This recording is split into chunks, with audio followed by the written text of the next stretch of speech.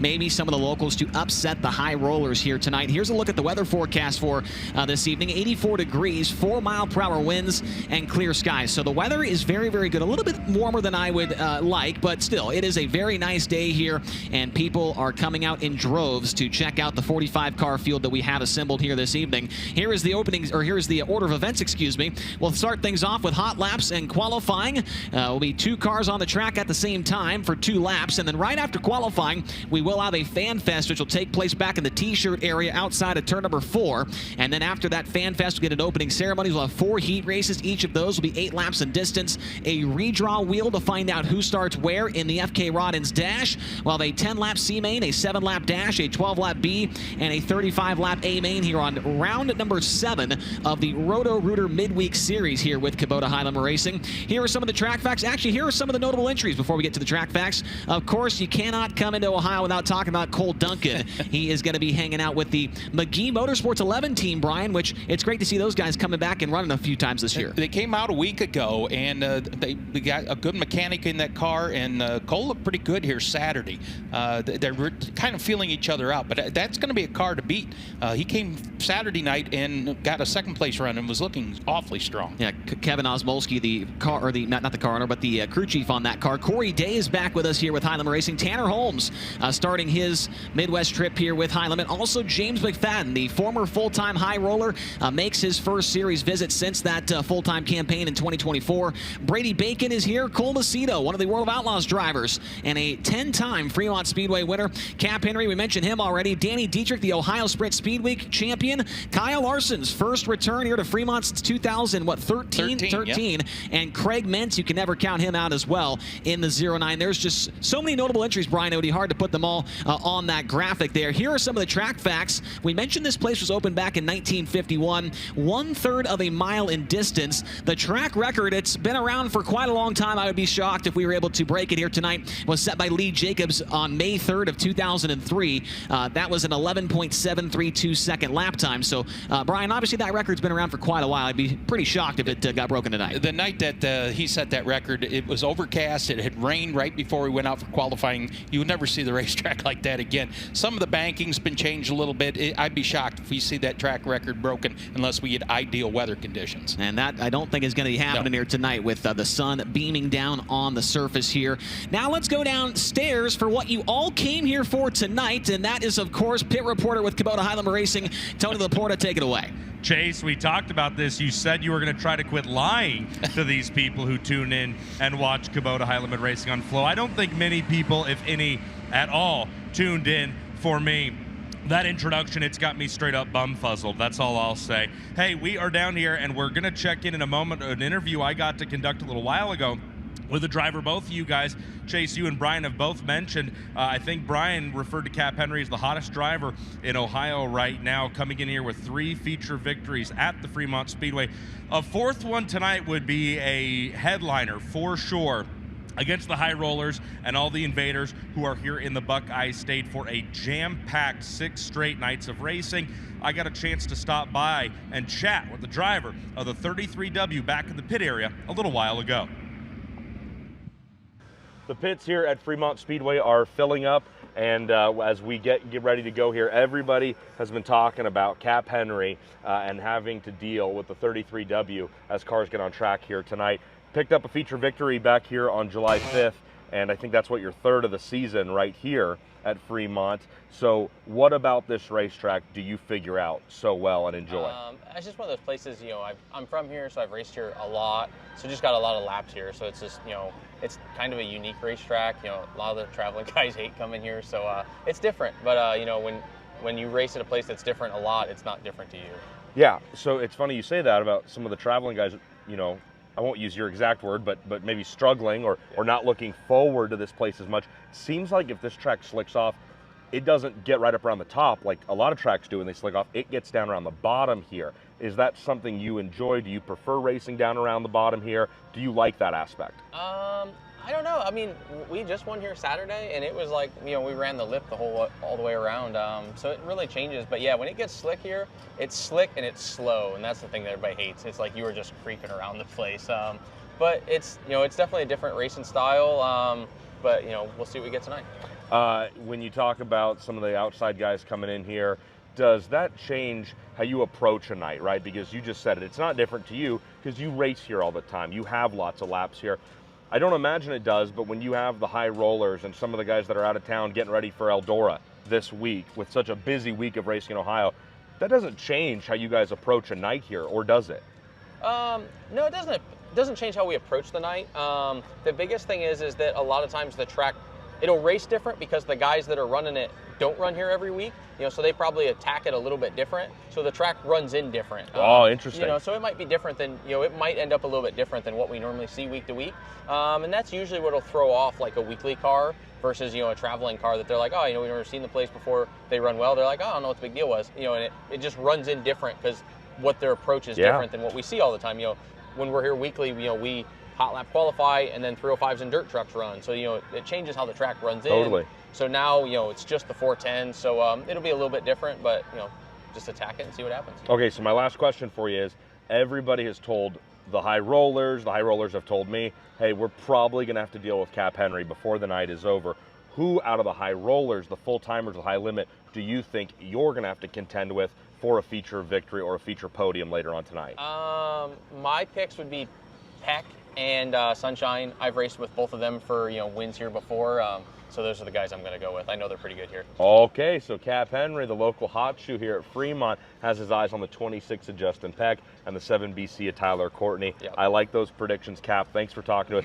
Best of luck out here tonight. Yeah. Everybody's going to be watching the 33W. Thanks, guys. Appreciate it. And guys, after that interview was conducted, we still had some hours here to go before we got cars on track. And I continued to walk around the pit area and asked both local Ohio State racers as well as the touring national stars of Kubota High Limit Racing. I continued to ask both the locals and the high rollers, hey, who do you think you will have to deal with here tonight? And often the answer was, in fact, the driver of that 33W, Cap Henry. So it will be a lot of fun. Brian Liscott, you talked about how the short track is the great equalizer. I could not agree more. And I'll tell you what, as he rolls by here, Rich Farmer just does a fantastic job with this racetrack. He continues to roll the bottom in and get this place ready to go. It's another night of Roto-Rooter midweek series action. Don't go anywhere, folks. More live coverage of Kubota High Limit Racing comes up here next on Flow.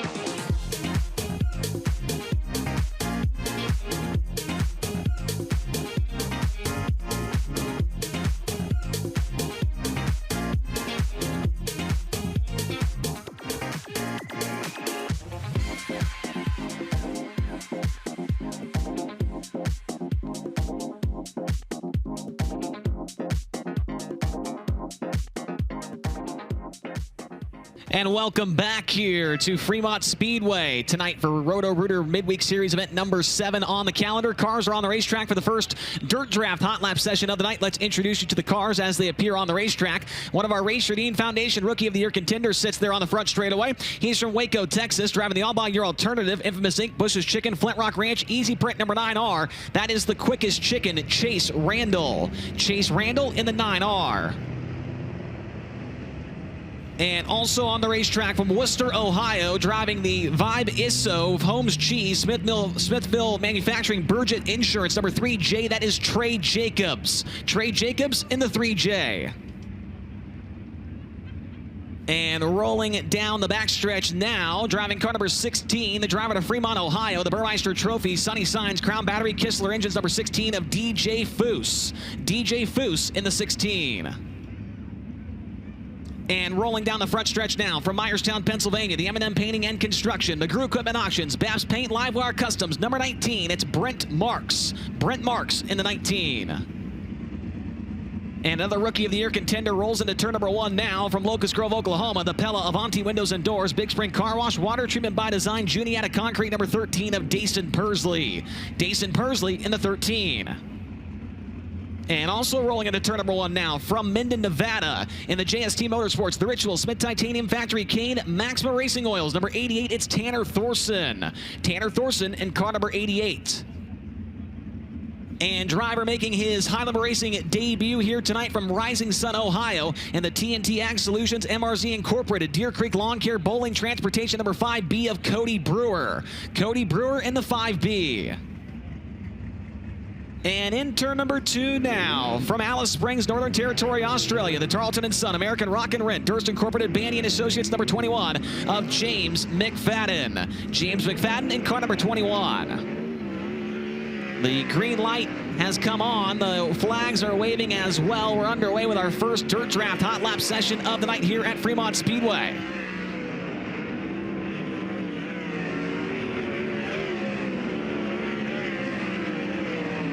Waiting for lap times to come across our screen here in the tower.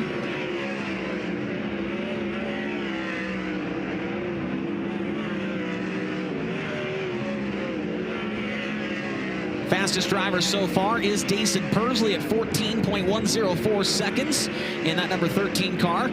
Cody Brewer is in second at 14.237. He's now overtaken by James McFadden at 14.224. Dason Persley at the top right now, Brian. He was here on Saturday night, went 16th to 4th in that feature. Yeah, looked really good. It's been a while since he's been at this racetrack, and they figured it out by feature time. They certainly did, as that session will come to a close there. The yellow lights come on. Fastest driver so far is Dason Persley, 14.104 seconds. But as you can see at the flag stand, the yellow flag is waving, not the checkered, meaning these drivers will now pace around the racetrack slowly to help bring in that racing surface a little bit more. And so we'll have them pace around for maybe 2 or so laps, and then they'll get back underway for a quick green light checkered session. Persley's lap time once again 14.104. McFadden is second at a 14.224.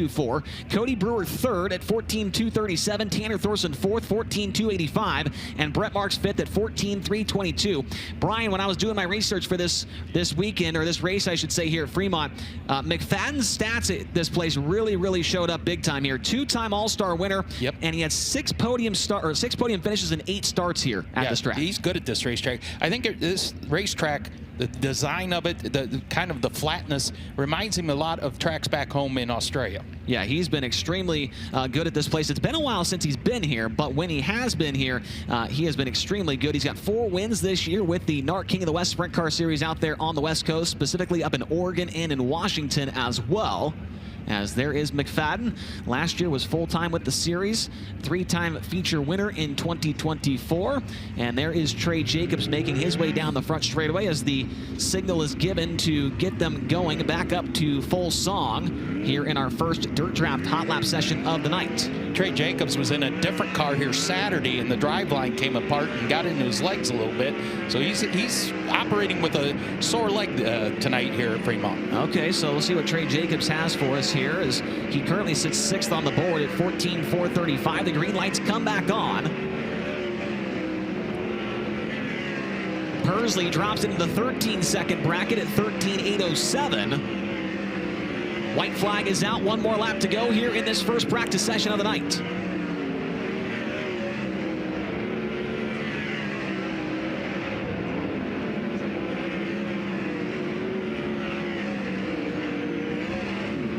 And the checkered flag comes out, and it looks like Pursley will remain at the top of the speed charts at 13.807 seconds. Tanner Thorson is second at a 13.931. James McFadden in third at 14.089. Trey Jacobs, fourth at 14.098. And Brett Marks top five, 14.109. DJ Foose sixth and Cody Brewer seventh.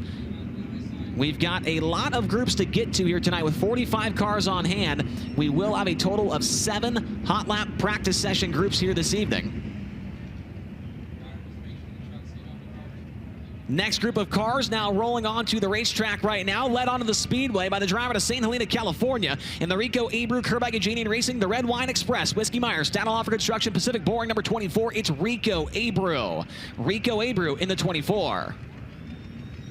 And also on the racetrack, lined up next to Rico, the other number 24 car, one of our Race Redeem Foundation Rookie of the Year contenders from Northport, Florida, the Global Lake, Moxie Sports Advisors, NRC Truck Conversions, Tar Heel Property Group, Eastern Metal Signs, number 24D of Danny Sams III. Danny Sams in the 24D. And also out there on the racetrack, the driver coming to us out of LaGrange, Ohio, the Mr. Heater, Chalksticks Torsion Bars, Cherry's Outdoor World, Heat Star, number 11N, it's Casey Jedrzejek. Casey Jedrzejek in the 11N. And rolling on the bottom of the racetrack in turn number 2 now, from Broken Arrow, Oklahoma, the Donner Powertrain, Hobson family, Telstar Technologies, Maximum Race Oils, number 21H, it's the Macho Man, Brady Bacon. Brady Bacon in the 21H.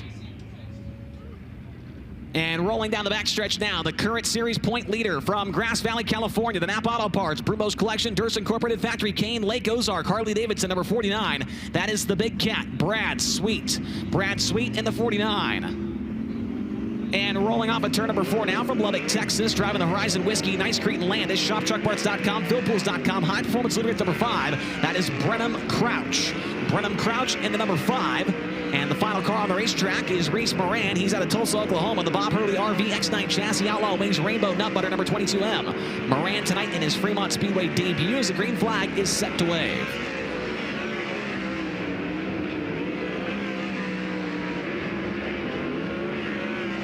Waiting for lap times to come across our screen, and Brad Sweet goes straight to the top of the board. Now Brady Bacon goes to the top of the board, 13.698. Jedrzejek now to the top, 14, make that 13.485. Checkered flag is set to wave.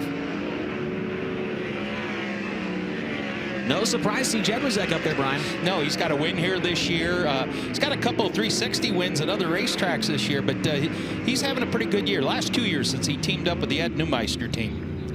Casey Jedrzejek will be the fastest driver overall now in Dirt Draft Hot Laps, 13.479 seconds. Brenham Crouch in second now, 13.618. Brady Bacon third, 13.698. Brad Sweet fourth at 13.716, and fifth is still Dason Pursley, 13.807. Tanner Thorson, Danny Sams, Rico Abreu, James McFadden, and Trey Jacobs, the top 10.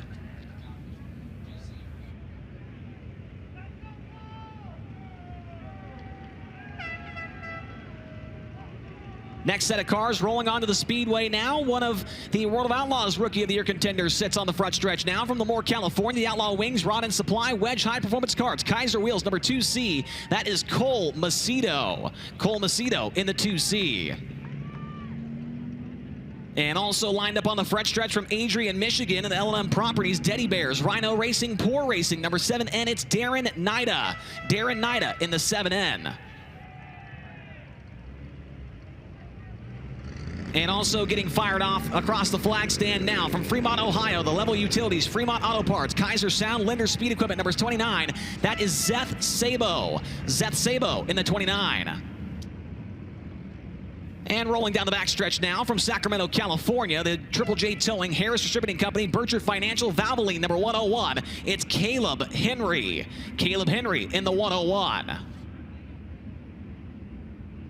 And making his way towards turn 4 now from Clovis, California. In the Driven to Save Lives, Myers Constructors, Four Seas Construction, Sander Engineering, Tally Oil number 14 BC. It's Payday Corey Day.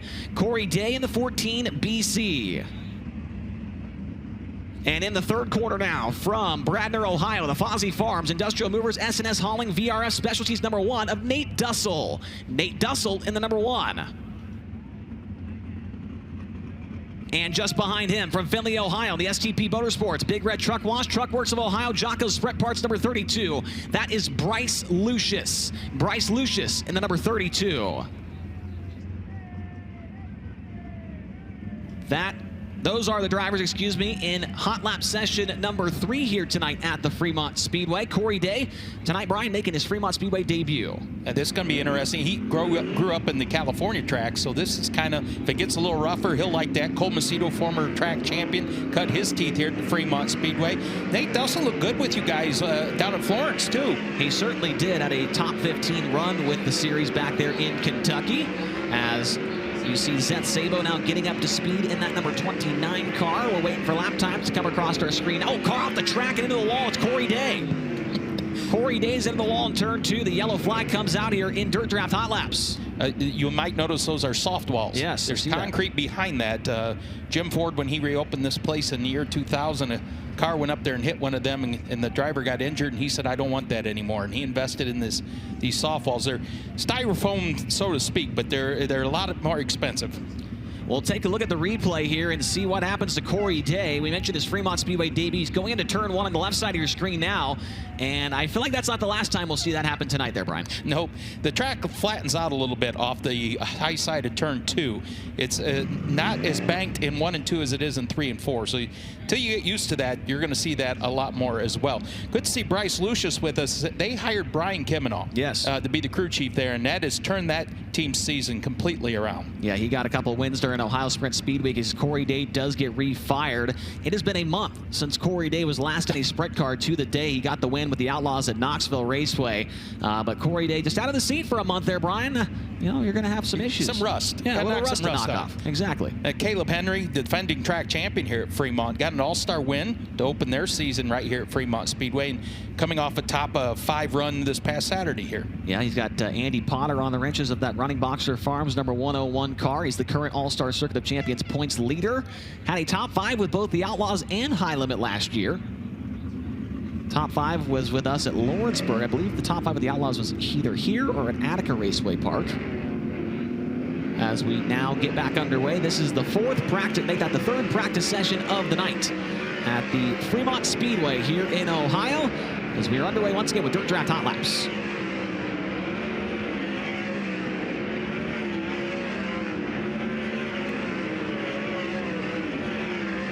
Caleb Henry, Cole Macedo, and Darren Nida all go to the top of the board on their first time by, and now Zeth Sabo joins them in the top 5 as well, as does Nate Dussel. And now Lucius goes to the top. A big change up here at the top of the speed charts in group number 3 of Dirt Draft Hot Laps. Checkered flags coming out. Dussel now goes to the top.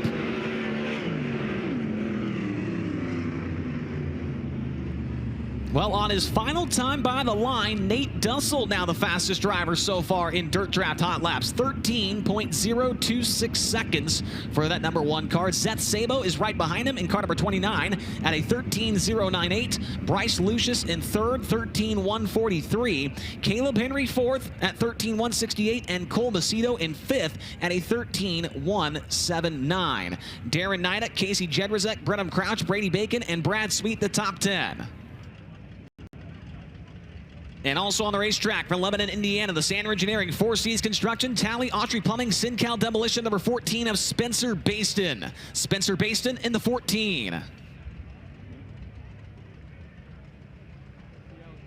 And making her High Limit Racing debut here tonight from Tiffin, Ohio, the General Traffic Kaiser Farm, number 19P. That's Lady Lightning, Paige Polyak. Paige Polyak in the 19P. And another number 19 car rolling into turn number 1 now. The drivers out of Santa Rosa, California, the Eddie Gilstrap Motors, Velocity Engineering, IPC, Al Parker Engines, number 19H. That is Joel Myers Jr. Joel Myers Jr. in the 19H.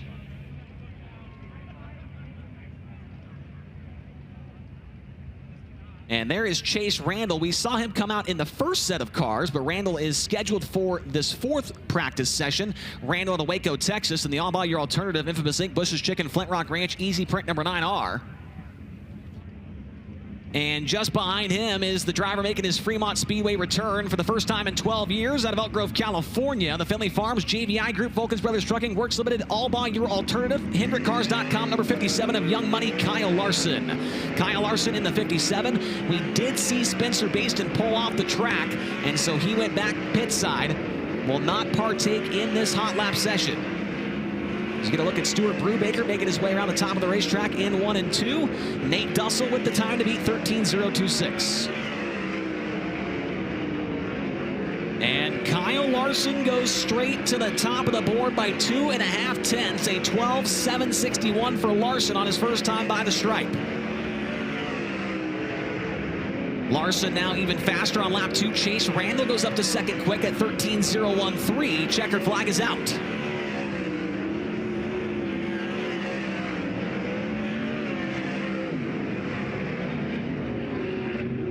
So by more than 2.5 tenths of a second, Kyle Larson now the fastest driver in Dirt Draft Hot Laps, 12.753 seconds.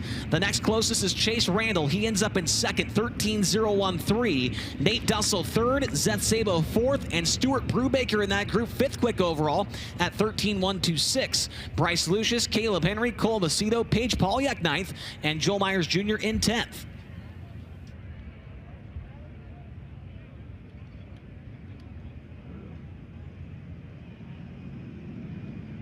And now we roll onto the track, our fifth group of practice here this evening at Fremont Speedway. First car onto the racetrack, he's up from Sandusky, Ohio, in the Ohio Truck Sales, Real American Beer, Fleet Financial, Kistler Engines, number 15C. That is Chris Andrews. Chris Andrews in the 15C. And lined up on the outside of that 4 wide on the front straightaway, one of our Rookie of the Year contenders out of Apollo, Pennsylvania, the Mercedes Motorsports, Ducati of Pittsburgh, Hollywood Blasting and Coating, Mountain Mechanical, MAV Motorsports, number 42. It's Cy Lynch. Cy Lynch in the 42. And also making his Highland Racing debut tonight from right here in Fremont, Ohio, the Level Utilities, John Wright's Custom Chrome, Napa Auto Parts, Max Salon, number X, or the letter X, excuse me, Mike Keegan. Mike Keegan in the number X, letter X. That's gonna screw me up all night, Brian, I'm telling you. That'll get me all night long. It's taken me 40 years to learn that. The letter X. I know his dad Mark had the same number. As we're rolling into turn 3 with Cole Duncan, also on the racetrack out of Lockbourne, Ohio. He drives the Mike McGee & Associates, Lynn's United Auto Glass, Indy Power Sports Lifestyle Integrations number 11 car.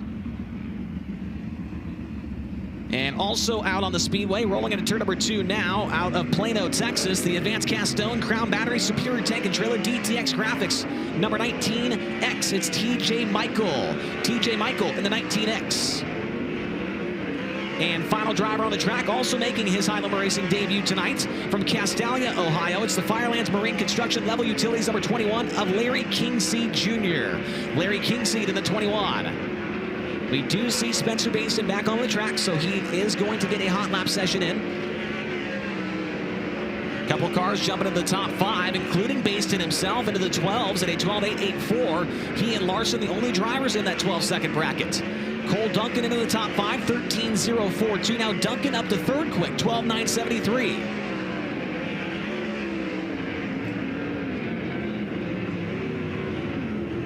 So that will do it for the fifth group of practice here tonight. Spencer Baston, second quickest overall at a 12.884 seconds. Kyle Larson still showing the way, 12.753. Baston P2, then Cole Duncan up to third quick at 12.973. Chase Randall fourth, 13.013. And Nate Dussel in fifth, 13.026. Zeth Sabo, Cy Lynch in that group, seventh overall. Stuart Brubaker, eighth. Chris Andrews in that group, ninth quick, and Bryce Lucius in 10th. Our sixth practice session now rolls onto the racetrack, and they are led onto the Speedway by the driver to Jacksonville, Oregon. In the Shane DeWalt Trucking, Legacy Builder Supply, Orville Tax, Sisters Meat and Smokehouse number 18T. That is Tanner Holmes. Tanner Holmes in the 18T. And lined up next to him out of Gettysburg, Pennsylvania, the Weikert's Livestock, SpeedwayCars.com, York Excavating RV four-wheel drive, number 48 of Double D, Danny Dietrich. Danny Dietrich in the 48. From Plymouth, Indiana, driving the Premier Planning Islander Inn, Duff's Bar and Grill, A to Z Mechanical number 4. That is Zane DeVault. Zane DeVault in the number 4.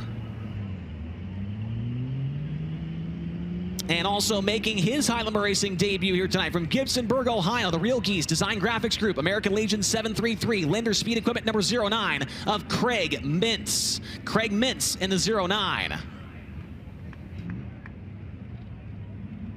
And the final car on the track for this session is out of Enumclaw, Washington, in the Curb Records, Brumo's Collection, Crespin Sanitation, Dakota Custom Builders, Lake Ozark, Harley Davidson, number 9 of Casey Kane. Casey Kane in the number 9. So a green-white checkered session for Group 6 as well as Group 7. These drivers are going to get 2 laps to fuel their car up, and then they will head into Capital Custom Trailer qualifying.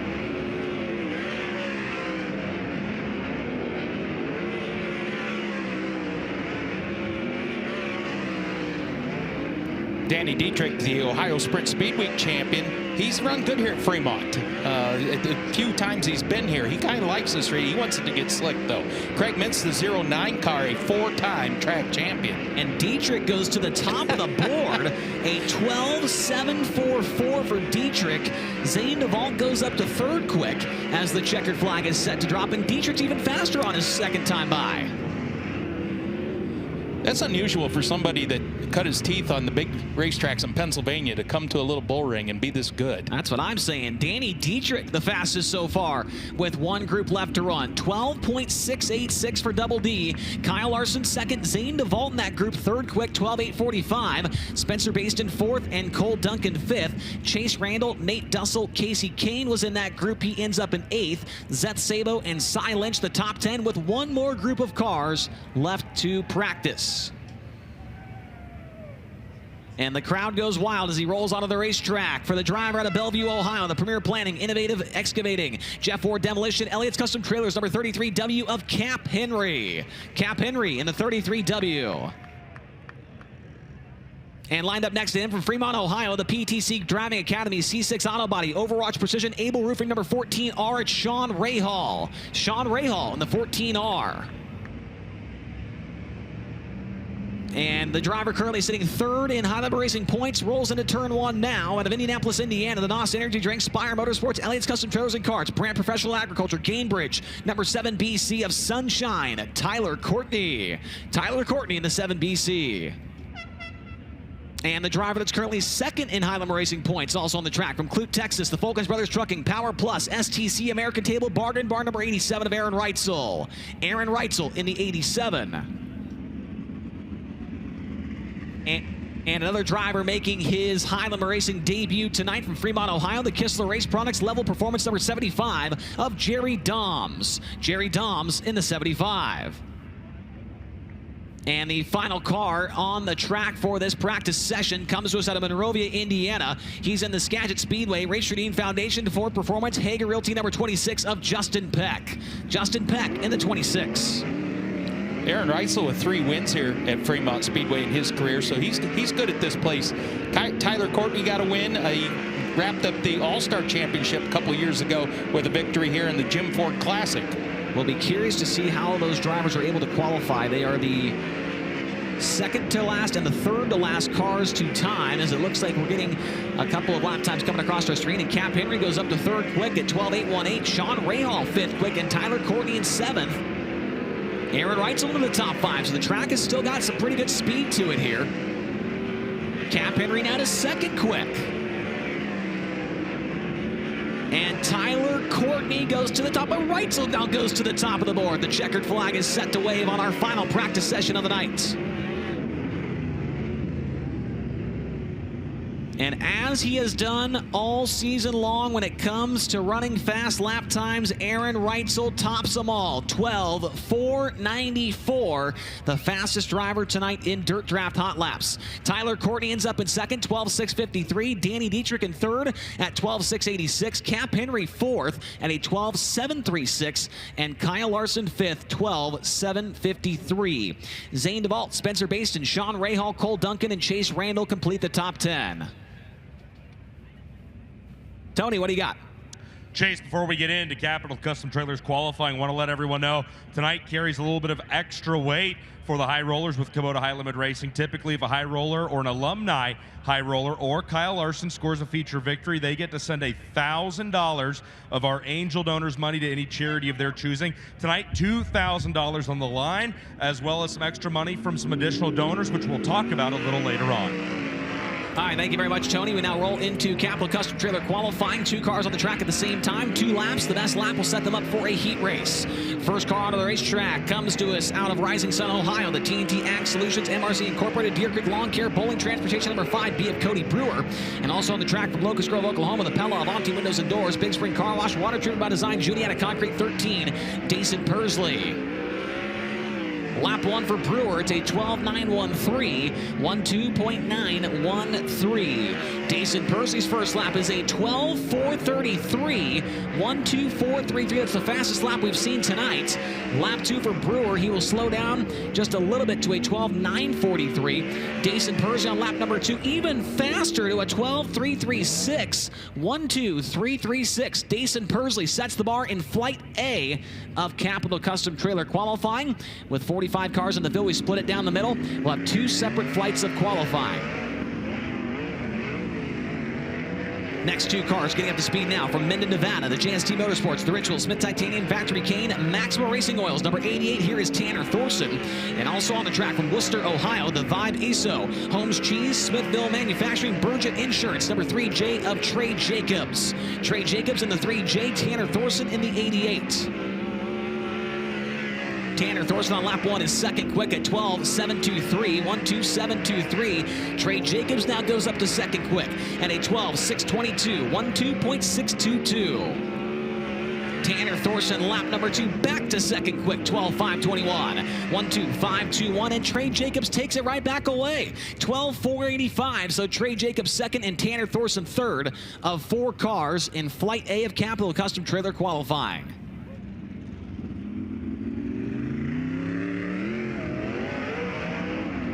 Clocking in next from Alice Springs, Northern Territory, Australia, the Tarleton & Son, American Rock and Rent, Durst Incorporated, Bandy & Associates, number 21. Here is James McFadden. And also on the track from Myerstown, Pennsylvania, the M&M Painting and Construction, the Crew Equipment Auctions, Babs Paint, Livewire Customs. Number 19, here is Brent Marks. Brent Marks in the 19 and McFadden in the 21. McFadden, a 2-time All-Star winner here at Fremont. Lap 1 is going to be 4th quick at 12.832, 12.832. Marks on lap 1. Now he goes 4th quick at a 12.658, 12.658. Lap number 2 for James McFadden. He goes better, back to 4th quick at 12.564. And Brent Marks on lap 2. He goes 3rd quick at a 12.485. Identical times to Trey Jacobs. But it appears that Jacobs' first lap was faster, so he will have the tiebreaker. He is currently second. Marks is in third. Next on the racetrack, making his High Limit Racing debut tonight from Fremont, Ohio, the Burmeister Trophy, Sunny Signs, Crown Battery, Kistler Engines, number 16 of DJ Foose. And also on the track, making his Fremont Speedway debut tonight from Tulsa, Oklahoma, the Bob Hurley RV X9 Chassis Outlaw Wings, Rainbow Nut Butter, number 22M of Reese Moran. Reese Moran, 22M, DJ Foose in the 16. Lap 1 for Foose. He is going to be 6th quick, 12.830, 12.830. Reese Moran on lap 1, 13.327, 13.327. DJ Foose on lap number 2. He is going to go faster, but stays 6th overall, 12.729. And Reese Moran, lap 2, he will slow down on his second time by 13.352. First lap better, 13.327. Reese Moran 8th, and DJ Foose is 6th of 8 cars so far. 2 more drivers set to clock in. From Northport, Florida, here is the Global Link, Moxie Sports Advisors, NRC Truck Conversions, Tar Heel Property Group, Easter Metal Signs, number 24D of Danny Sams III. And from LaGrange, Ohio, the Mr. Here, Chalk 6 Tours and Bars, Cherry's Outdoor World, Heat Star, number 11N of Casey Jedrzak. Casey Jedrzak in the 11N, Danny Sams in the 24D. Sams on lap 1 is 6th quick at 12.654, 12.654. Jedrzak now goes up to P6 at 12.565, 12.565. Danny Sams, can he improve on lap number 2? He will not. It's a 12.681. Jedrzejczyk on lap 2, second quick, 12.381. 1-2-3-8-1. Casey Jedrzejczyk now second quick. Meanwhile, Danny Sams is 7th of 10 cars so far.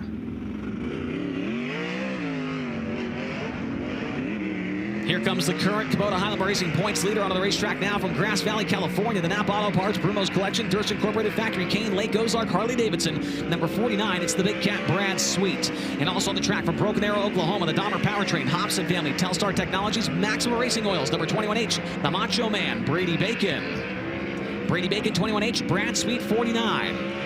Lap 1 for Brad Sweet. He is going to go 8th quick. 12.660, 1.2660. Brady Bacon 7th quick on lap 1 at 12.649, 12.649. Brad Sweet looking for an improvement on lap number 2. He will find it 3rd quick, 12.440. Brady Bacon on lap 2. He will slow down to a 12.761. First lap better, 12.649. 8th quick for Brady Bacon and 3rd quick for Brad Sweet of 12 cars. Your next qualifier comes to us out of St. Helena, California. The Rico Ebru Kerbag Engineering Racing, the Red Wine Express, Whiskey Myers, Staniloff Construction, Pacific Born, number 24 of Rico Ebru. And from Lubbock, Texas, Horizon Whiskey, Nice Creek and Landis, ShopTruckParts.com, PhilPools.com, High Performance Lubricants, number 5 of Brenham Crouch. Brenham Crouch in the 5, Rico Ebru in the 24.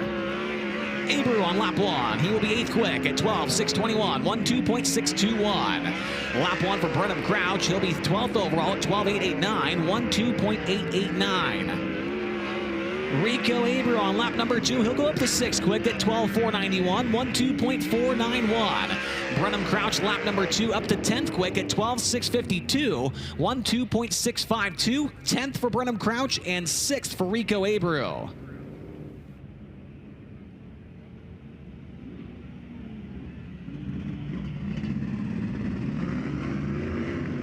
Having some issues there firing off our next qualifier, but he's up to speed now at Lemoore, California. The Outlaw Wings, Rod and Supply, Wedge High Performance Cars, Kaiser Wheels, number 2C. Here is Cole Macedo. And also on the Speedway from Findlay, Ohio, the STP Motorsports, Big Red Truck Wash, Truck Works of Ohio, Jocko Sprint Parts, number 32 of Bryce Lucius. Bryce Lucius in the 32, Cole Macedo in the 2C.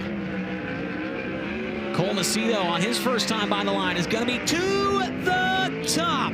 12.301, 12.301. Bryce Lucius 13th quick on lap 1, 12.709, 12.709. Lap 2 for Macedo, he will slow down, but the first one is to the top, 12.301. Lucius on lap 2, he goes faster but stays 13th overall at 12.670. Lucius 13th, and now Cole Macedo, your fastest driver in Capital Custom Trailer qualifying Flight A. Track still has some speed to it as we continue to roll into the next qualifiers. Out of Clovis, California, the Driven to Save Lives, Myers Constructors, Four Seas Construction, Sander Engineering, Tally Oil, number 14 BC. Here is Payday Corey Day. And from Bradner, Ohio, the Fozzie Farms, Industrial Movers, SNS Hauling, VRF Specialties, number 1 of Nate Dussel. Nate Dussel on the 1, Corey Day in the 14 BC.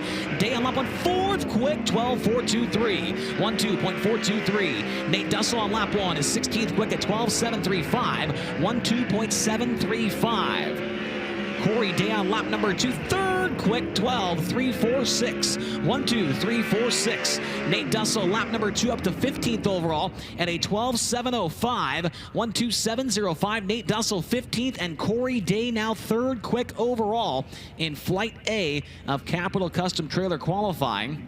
Still have about 5 more cars left to come out here in Flight A.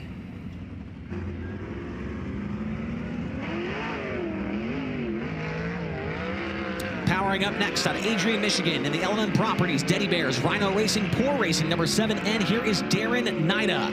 Darren Nida in the 7N. And also on the racetrack from Fremont, Ohio, the Level Utilities, Fremont Auto Parts, Kaiser Sound, Linder Speed Equipment, number 29 of Zeth Sabo. Zeth Sabo in the 29, and Darren Nida in the 7N. Darren Nida on lap 1. He'll be 11th overall, a 12.609, 12.609. Lap 1 for Zeth Sabo is 17th overall, a 12.709, 12.709. Darren Knight on lap number 2, up to 5th quick, 12.407, 124.07. Zeth Sabo, 12th quick on lap 2. He improves to a 12.618, 126.18. Zeth Sabo 12th, and now Darren Knight into the top 5, 5th quick for the 7N. The defending Fremont Speedway champion now on the racetrack out of Sacramento, California. The Triple J Towing, Harris Distributing Company, Burchard Financial, Valvoline number 101 of Caleb Henry. And also out on the Speedway from Tiffin, Ohio. In the general traffic, Kaiser Farm number 19P. Here is Lady Lightning, Paige Polyak. Paige Polyak, 19P. Caleb Henry in the 101. Caleb Henry, a little mistake off of turn 4. Lap 1 is going to cost him 19th overall, a 12.751, 127.51. Polyak on lap 1, she's 21st at 13.119. 13.119 for Polyak on the first lap. Lap number 2 for Henry is up to 13th quick now at a 12.622, 126.22. Paige Polyak improves on lap time but stays 21st at a 13.009, 130.09. Do have one more car left to come out here for Flight A of Capital Custom Trailer Qualifying, and it's the driver that calls Helena, Ohio, home. Sponsored by Gary Holland Trucking, Story Equipment, Black Swamp, and Pit Stop Store. The 35 here is Stuart Brubaker. Stuart Brubaker in the 35. Brubaker tonight in his Highland Racing debut. Does have 9 career Fremont Speedway wins to his credit. A little bit of a hiccup there in turn 4 on the cushion. Lap 1 for Brubaker. That's going to put him down in the 22nd spot, 13.300, 133.00. Stuart Brubaker, an AFCS winner here back in 2024. Lap number 2, he will improve to 21st, quick a 12.978, 129.78. That's going to do it for Flight A of Capital Custom Trailer Qualifying. Cole Macedo is the fastest at a 12.301. And just like that, we roll right into Flight B of Capital Custom Trailer Qualifying.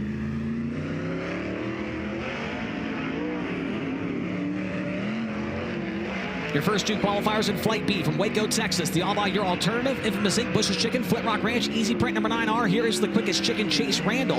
And from Plano, Texas, the Advanced Cast Stone, Crown Battery, Superior Tank and Trailer, DTX Detail. Number 19, here is TJ Michael. TJ Michael, the 19, Chase Randall in the 9R. Lap 1 for the quickest chickens, a 12.925, 12.925. TJ Michael on lap 1 at a 12.941, 12.941. Just 16 one-thousandths of a second separate these two on their first time by the line. Lap number 2 for Randall up to a 12.632, 126.32. And for TJ Michael, he's better as well to a 12.764. So Chase Randall has set the mark to beat here in Flight B of qualifying at a 12.632 second lap time. Here's your next qualifier from Elk Grove, California, the Finley Farms, JVI Group, Falcons Brothers Trucking, Works Limited, All By Your Alternative, HendrickCars.com, number 57 of Kyle Larson. And also on the track from Gibsonburg, Ohio, the Real Geese Design Graphics Group, American Legion 733, Linder Speed Equipment number 09 of Craig Mintz. Craig Mintz in the 09, Kyle Larson the 57. Lap 1 for Larson's quick time, 12.524, 12524. Craig Mintz on lap number 1, a 12.978, 12.978. Larson a little hiccup off of turn 4, and that's even going to go faster at a 12.509, 12509. Craig Mintz is faster on lap 2, but still 4th overall, a 12.885, 12885. Craig Mintz 4th, and Kyle Larson now to the top of Flight B in Capital Custom Trailer Qualifying.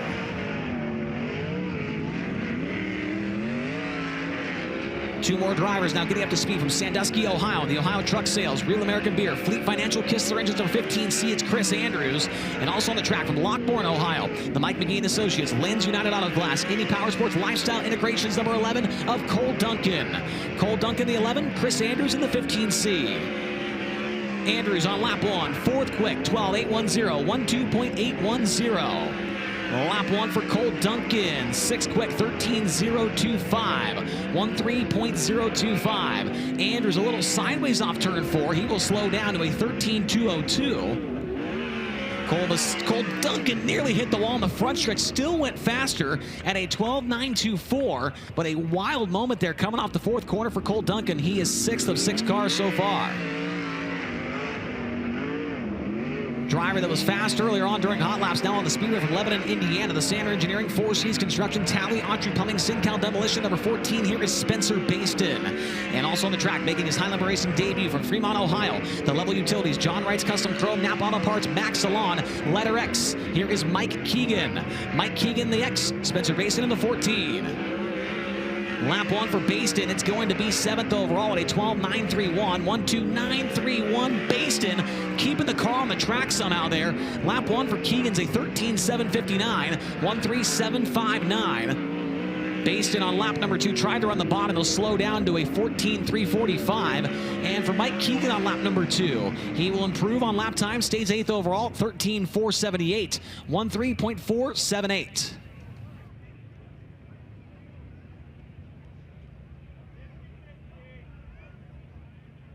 Sounds like there could be some fluid on the racetrack that was deposited by the letter X car of Mike Keegan. I saw some smoke coming out of the left side headers, so I don't know. He got in a little incident here at Fremont Saturday night. He got a rock or mud pushed in the side panel, got into his leg. He's still a little bruised up on his right leg, but I don't know if that had anything to do with the motor issue or what he's got going on there. So Keegan ended up 8th overall out of 8 cars, 13.478. Well off the pace. That is not something we're used to seeing when it comes to Keegan here around Fremont. He's been pretty good in his last few years of learning how to get into these 410s and figuring them out. Kyle Larson still the fastest overall here in Flight B of Capital Custom Trailer qualifying at 12.509. Chase Randall in 2nd, TJ Michael in 3rd. Chris Andrews 4th and 5th is Craig Mentz so far. Then Cole Duncan, Spencer Baston, and Mike Keegan. As you see, Kubota Highlander Racing official Trent Hetzer down there with some speedy dry to help dry up that fluid down there in turn 1, which is in not a good spot there, Brian, because that's where everybody's been running at. Yeah, that's right up against the cushion. You can see a pretty good cushion building up over there in turns 1 and 2 and 3 and 4. Is this something you guys have been seeing this year in weekly action? Okay. Put new clay down on the race surface this past fall, and it's just been phenomenal ever since they put it on. Well, we've got that speedy dry down. Real quick, Chase, the 50-50 benefits the Fremont Speedway Hall of Fame tonight, and the winner's share is already over $1,000. It's a good start. We haven't even gone through qualifying yet. Already $1,000 your share on the 50-50. Fantastic stuff there, as it looks like we've got the mess in turn number 1 cleaned up, just waiting for the signal to fire off the next 2 drivers, and here they come now in turn 4.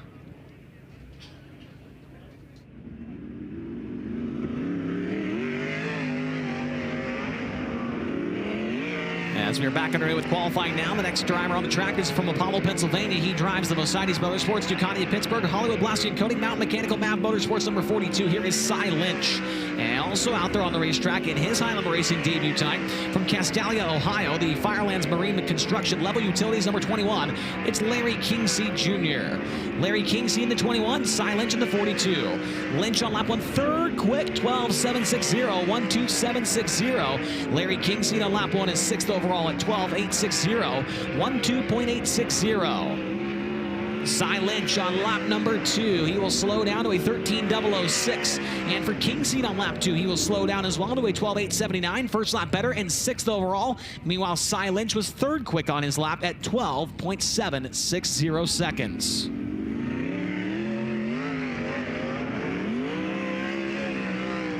Rim ride around turn 2 now on his qualifying run. From Jacksonville, Oregon, the Shane DeWalt Trucking, Legacy Builder Supply, Orville Tax, Sisters Bean Smokehouse number 18T. Here is Tanner Holmes. And right behind him, the driver out of Santa Rosa, California, the Eddie Gilstrap Motors, Velocity Engineering, IPC, Al Parker Engines number 19H. It's Joel Myers Jr. Joel Myers in the 19H, Tanner Holmes in the 18T. Holmes on lap 1 is 10th overall at 13.129. 1.3129. Joel Myers now up to 10th quick on his first lap, 13.044. 1.3044. Tanner Holmes, lap number 2. He is going to slow down to a 13.350, and Myers on lap 2. He will go faster, but stays in the 10th spot at 13.022. Joel Myers 10th, and Tanner Holmes 11th of 12 cars in the second flight of Capital Custom Trailer qualifying.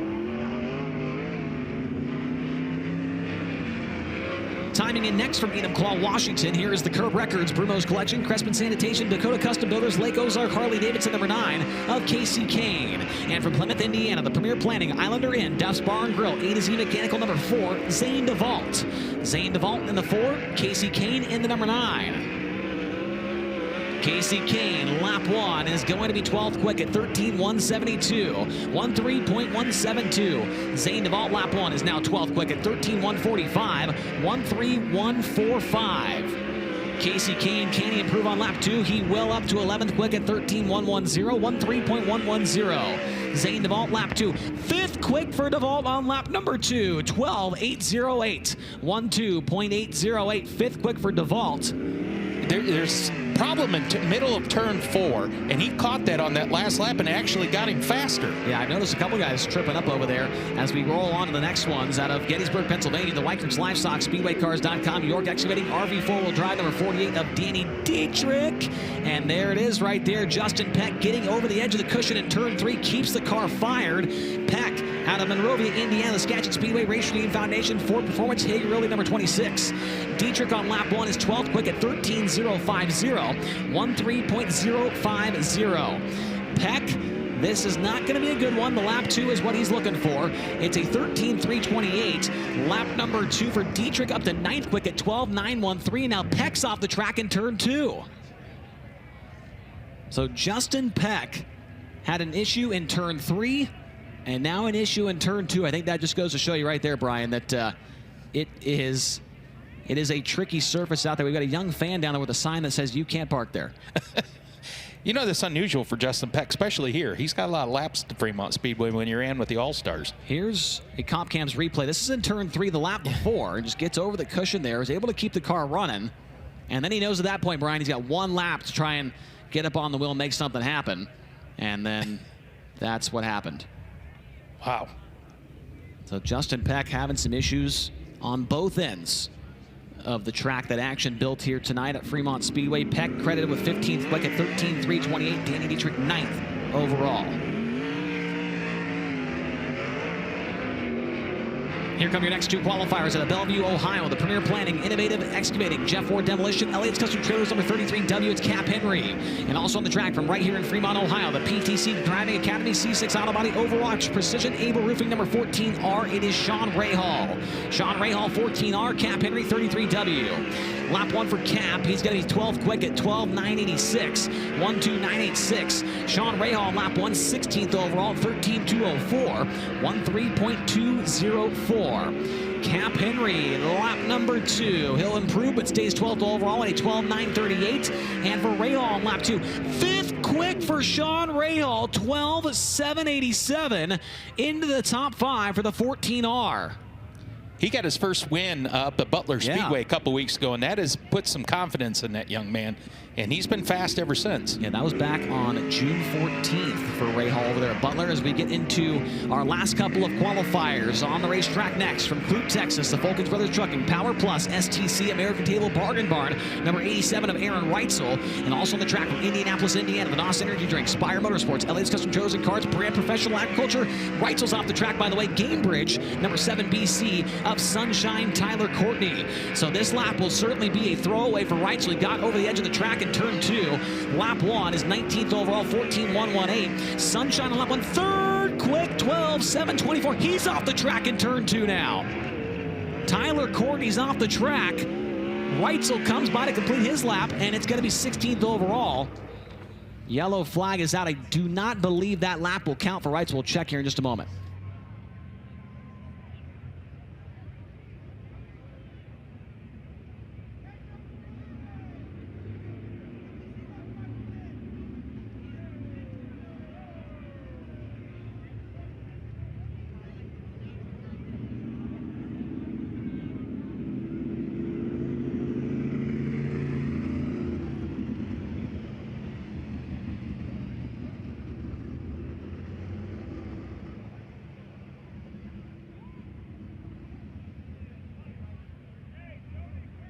So the 87 of Aaron Reitzel will get 1 more lap at speed. The yellow lights did come on, and so he was slowing. Brian, it looked like he was slowing down coming to the stand there, and that's what it kind of appeared as. So he's going to get his one lap here that we owe him. The yellow lights came on. He didn't throw the yellow flag, but the yellow lights Correct. came on. And you can see that down turn 1 and turn 4. So he saw that and he got out of the gas. Yep, so Reitzel will get one lap here. His first one was a 14.118 where he got over the cushion in turn 2. And so we'll see if he's able to improve upon that. He will get the white flag this time. Aaron Reitzel, here in the past, a 3-time All-Star Circuit of Champions winner at Fremont Speedway, coming in tonight off a 4th place finish at the Florida Speedway down in Kentucky on Friday night. Aaron Reitzel, his second lap is going to be 14th quick at 12.933, 12.933, 14th quick for Reitzel, and 3rd quick for Tyler Courtney. I believe there's one more car left to come out, and that is indeed the case.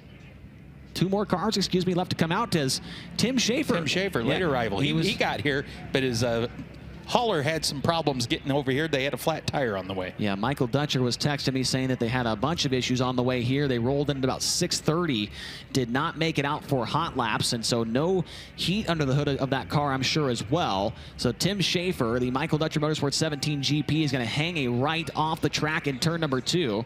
We've also got another car on the track making his qualifying effort. It's the driver to Fremont, Ohio, the Kistler Race Products level performance number 75 of Jerry Doms. Jerry Doms in the 75 should be your final car to qualify, as Tim Schaefer's car did not fire off. And so Schaefer will be credited without a time and will start at the tail end of the heat race as Jerry Doms comes by this time to get the green flag. Jerry Doms tonight in his high limit racing debut. Doms, told me earlier on, lives right down the street here from the Fremont Speedway. He's a fan favorite here. He puts his heart and soul in this thing. His paycheck, 90% of it goes in this race car, I believe. Well, you love to see that. Doms is going to run a 14.478 on lap number 1, 1.4478. Jerry Doms' best finish this year was an 11th place finish at Attica Raceway Park back on June 27th. And lap number 2 for Jerry Doms is better to a 14.275, 1.4275. So that'll wrap up Capital Custom Trailer qualifying here tonight. Flight B went to Kyle Larson, 12.509, but your fastest qualifier overall here tonight in car number 2C, Cole Macedo. 12.301 seconds for the 2C racing entry. We know that Cole loves this place here at Fremont. A lot of people are probably wondering, why would Cole Macedo use one of his World of Outlaws races as his freebie races at Fremont on a Monday night? Well, this is why. He loves this place. Exactly. Former track champion, got a lot of wins here when he was driving the Ray Brooks 18 car. That kind of propelled him into this ride to come out and race for the World of Outlaws this year. So he considers this as close to a home track as his California roots. So it doesn't surprise me at all he came here tonight. Nice lap there for Cole Macedo. He leads them all in Capital Custom Trailer qualifying this evening. After this break on Flow, we'll come back and give you some more things to check out. We do have a Fan Fest going on right now. It's beginning at this point in time, so if you would like to meet your favorite driver, go over to the T-shirt area located outside of turn number 4. A Fan Fest going on right now for about the next 20 minutes here at Fremont Speedway. Once again, all the drivers with T-shirt trailers heading over to Fan Fest outside of turn number 4 right now for the next 20 minutes before we get into opening ceremonies. Hey, I'm Kyle Larson, and you're watching Kubota High Limit Racing on FloRacing.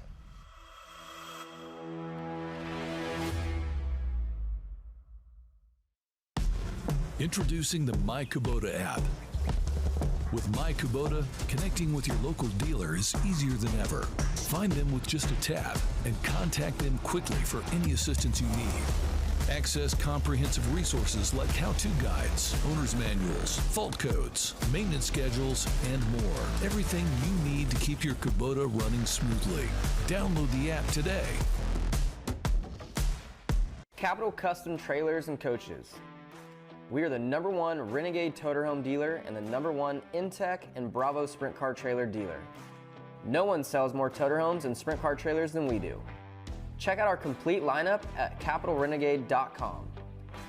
If you're in the market for a Toterhome or a trailer, trust the people that are in the pits with you and that support the sport. Winning doesn't just happen. You have to engineer it. You have to test it and make it better than it was the last time. Our engineers have the passion to create the parts you need, the way you need them to be, again and again and again. We've led this game for over 40 years, and we design, refine, and perfect every valve train part worthy of the winner's circle. When it comes to magneto ignition performance, there's only one name that you can trust, and that's BR Motorsports Ignitioneering. Servicing the racing industry for over 30 years, our state-of-the-art Magneto Dyno Test Lab facility is equipped with the most technically advanced equipment available. And that's why crew chiefs like Paul Silva and Philip Dietz choose BR for all their ignition needs. To learn more, visit us at brpromag.com. What are you doing with the Johnson sofa? They had a pipe break. Water leaked all over. Really? I'm a roto-rooter plumber. Really? We do water cleanup, too. Really? Yeah. Call Roto-Rooter for plumbing and water cleanup. Yeah, we do both. We got them racked, we got them stacked, and we've got the grandstands packed. Super healthy for sprint car racing and compete for a championship. You can feel the buzz around. We want to race the best guys every night. A whole different level.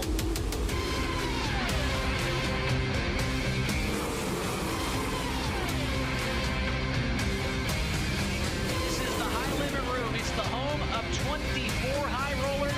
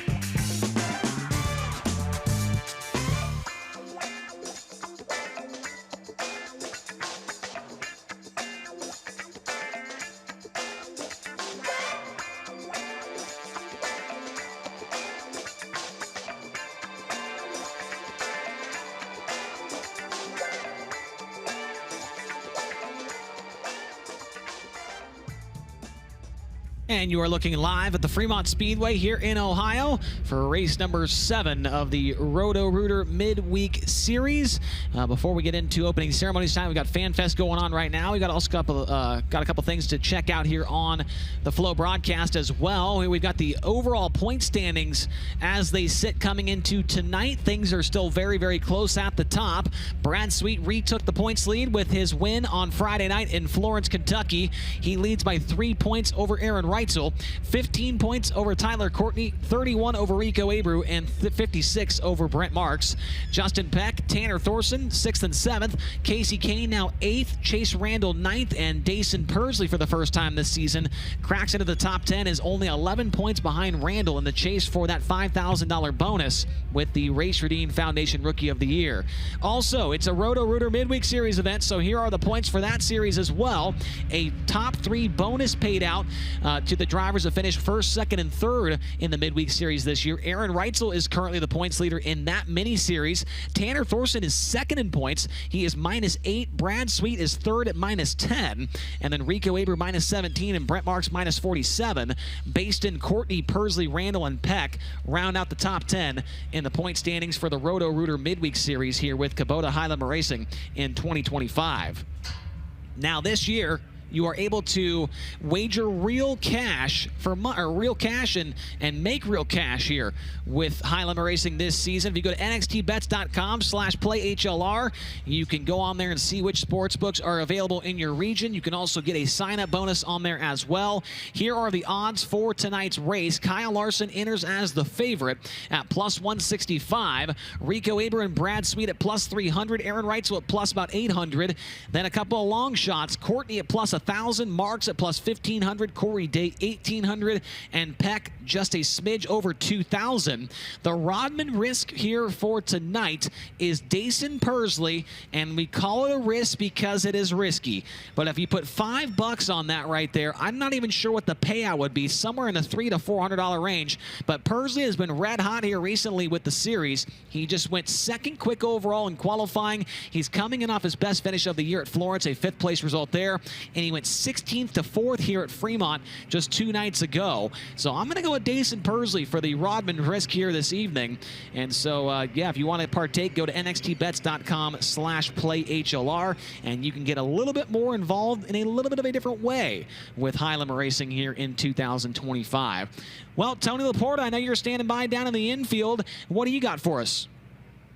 Oh, Chase, it's more a question of what don't I have for you. We got drivers riding their quads and their pit bikes around down here, taking a look at what proved to be quite a tight and technical, I shouldn't say tight, just a technical Fremont Speedway during Capital Custom Trailers qualifying, as they're doing just a little bit of work to the corners here, but was trying to talk about it just a little bit before we began Capital Custom Trailers qualifying. One of the really cool facets, fixtures, features, if you will, of Kubota High-Limit Racing in 2025 is, of course, the Angel Donor. The Angel Donor steps up and sends $1,000 of their own money to any charity of the choosing of the driver who wins, if that driver is a full-time high roller.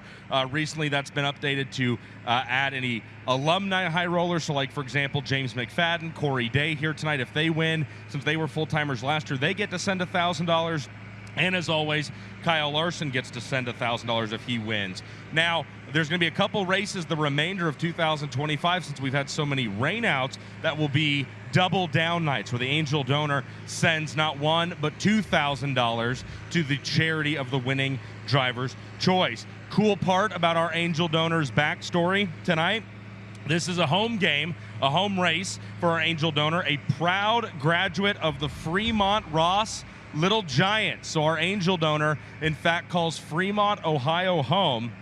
And because our Angel Donor calls Fremont, Ohio home, they were able to wrangle a few of their friends into helping support the donation program here tonight. Computerman and Sobrowski Electric, 2 local businesses. I think Sobrowski Electric is like 9/10 of a mile away from the track here in Fremont. Computerman is just over a mile away from where we sit. They have each chipped in $250, and then 5 anonymous donors have pooled together to add $500 as well to the pot. So that's an additional $1,000 to our Angel Donors, $2,000. So just off the Angel Donor and their connections alone, $3,000 are going to go to the charity of the winning driver tonight, if that driver is a high roller, an alumni high roller, or Kyle Larson. Fans are always encouraged to continue to add to the pot, whether it's our winning driver's charity, a driver who maybe didn't win their charity or your own favorite charity. So again, a massive thank you to our angel donor, a graduate of Fremont, Ross, and a couple of their buddies. $3 grand tonight being raised for the winning driver's charity. Such a cool, unique part of Kubota High Limit Racing, the angel donor program, alive and very well here tonight. Yeah, that is big. That's a lot of money going to a charity. Can't wait to see which charity is going to be supported in Victory Lane here later on this evening, as we are getting just a little bit closer to opening ceremonies, about 8 minutes away from getting into opening ceremonies as FanFest is beginning to wrap up. While it does wrap up, we'll take a look and remind you of what happened the last time Kubota High Limit Racing was on track on Friday night at the Florence Speedway. We are green. Feature is rumbling and rolling into turn number 1. Your race leader off of turn number 2 is going to be the number 49 car, Brad Sweet. Sweet with the top spot. Rico Ebers sits in that second spot. Big move out of Cy Lynch. He's got by Dason Percy now working on Aaron Reitzel off of turn number 4. Moves Cy Lynch quickly up to 4th across the line. The car's upside down. Red flag, Danny Sams the third along with Bobby Elliott. There's a look at the replay. Danny Sams backing the car into the outside wall and tipping it over, and was luckily able to land back on all 4 wheels. Sweet back on the hammer, and we're back underway. Great restart for Aaron Reitzel. We'll get to the outside of Tyler Courtney rolling into turns 1 and 2. Now Rico to the outside. Rico's going to take the race lead down the back straightaway. New leader into turn 3. It's Rico Abreu. Big wreck on the backstretch. 1 car upside down. 2 more getting involved. Make it a 3rd and a 4th. Upside down. Cannot tell who that is from this point of view. Might be the 14 of Spencer Baston. Keep an eye on the white 51. If we can see him here, there he is, and came up into the side. Man, that car just about came to a stop, all but came to a stop on the backstretch there, hitting the wall. Here's another look at it. They were 4 wide coming off the corner, and when Baston hit that outside wall, that car all but came to a stop. And look at Will Armitage right here. Trying to avoid the mess between Kling and Norris, makes his way through the infield with those evasive maneuvers. Aaron Reitzel and Cy Lynch, the top 5 back underway. Brad Sweet will work to the top in turn number 1. Rico Abreu hits the deck, pulls up next to Sweet, but Sweet's got momentum down the backstretch with the race lead. Tyler Courtney running in 3rd. A little bit of a scatter down the back straightaway. We've got 1 around. It's Chase Randall. He spins out, keeps the car fired. We will stay green. Green flag is still out. Randall is now way at the back of the field, about a straightaway behind the rest of them. The leaders will catch him quickly as Courtney continues to battle with the 24 of Abreu rolling through turns 3 and 4. Brad Sweet leads across the line, 4 in and 21 to go. 21 laps to go for Brad Sweet. Tyler Courtney and Aaron Reitzel appear to be closing in on Rico Abreu. Now Courtney looks to the inside. Here comes a slider for that second spot. Change up in turn number 4. New second place cars. Tyler Courtney across the line. Tyler Courtney now into the second spot. Rico Abreu slips back to 3rd. And here comes Aaron Reitzel. Sweet's got more traffic to deal with. Sterling Kling, Will Armitage, as well as a couple of other cars. Sweet cannot get by Kling. Now he does down the front straightaway. Brad Sweet's lead now down to 1.5 seconds. Tyler Courtney, no doubt about it, taking the time off. On the halfway point here in this one as Tyler Courtney tries to get a little banana splitty right there. He gets by Sterling Kling, could not make the pass on Chase Randall. Now on the bottom, here comes Rico. He'll show the nose to Tyler Courtney. Abreu gets passed by the slower car, Sterling Kling. Aaron Reitzel thought he saw an opening down there in turn 3, went to the bottom, then did a head fake, went back to the top as Rico went down there. Car off the pace. Caution's going to come out. We got one with a flat tire. Caleb Henry draws the yellow with less than 5 laps to go. We've got just a handful of laps to go. Back underway here at Florence Speedway.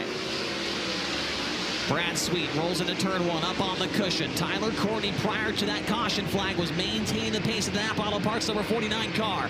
Back behind, got a race for the 5th position. Brett Marks underneath the Dason Persley. Cannot make the pass right there. Here comes Sunshine down the front straightaway. Sunshine looks low. Slider for the race lead. Up the racetrack, can't make the pass there. Brad Sweet maintains the top spot. That might be the nail in the coffin right there for the NOS Energy Drink number 7 BC car. Tyler Courtney had the cushion wired in 3 and 4 that last time by, but could not pull the trigger on a slider. 2 laps to go for Brad Sweet. Persley's now back to 5th. He gets back by Brett Marks. White flag, 1 lap to go for the Big Cat. Brad Sweet down the backstretch. Looking for victory for the first time since March 29th. His third win of the season comes at Florence Speedway. Brad Sweet gets the job done. Tyler Courtney second, third goes to Rico Avery, fourth to Aaron Reitzel, fifth goes to Dason Persley. Good stuff for the first time at Florence Speedway with Kubota Highland Racing. Congrats to Brad Sweet on the win, his third of the season, and he was able to retake the points lead with that victory. As you can see, there are some teams and drivers making some final adjustments to their cars before they get onto the racetrack for heat races, which will take place right after opening ceremonies, which will be in about 3 minutes' time. We'll be right back here on FloRacing with those opening ceremonies. I'm Danny Sams, and you're watching Kubota High Limit Racing live on FloRacing.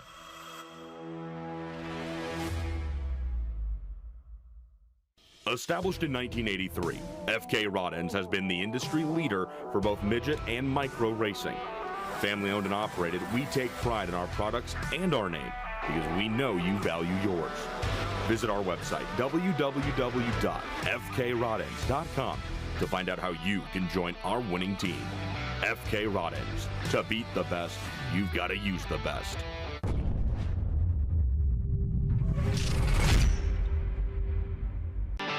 Is it all a fever dream? I'm burning gasoline. And Rico goes back to the high side. Gets his way to the turn now. Look to the inside of turn one. Avery to the outside. Major contact.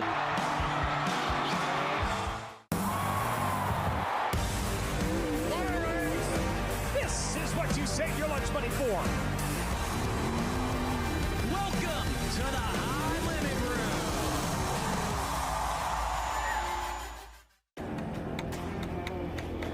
So you're young, what are you, 18? I'm 18. Thank you so much. Yeah, of course. Appreciate it. I'm mic'd up. Just be careful. Dude, I smoked it so hard it threw the right front up over the concrete rail and blew the axle out of the thing, and I like limped it across the line. I always try and take a couple minutes before I get in the car and just try and run the race through my head. Yeah, finally back to a small track. What's up, buddy? Oh, what you got? Sweet. Appreciate it, man. Have a good one. Motorhead will go 6 o'clock in the staging lane. All right, good luck. Racing for Driven to Save Lives is, for a cause. It's cool that I get to represent it and, hopefully get more people to sign up for organ donation.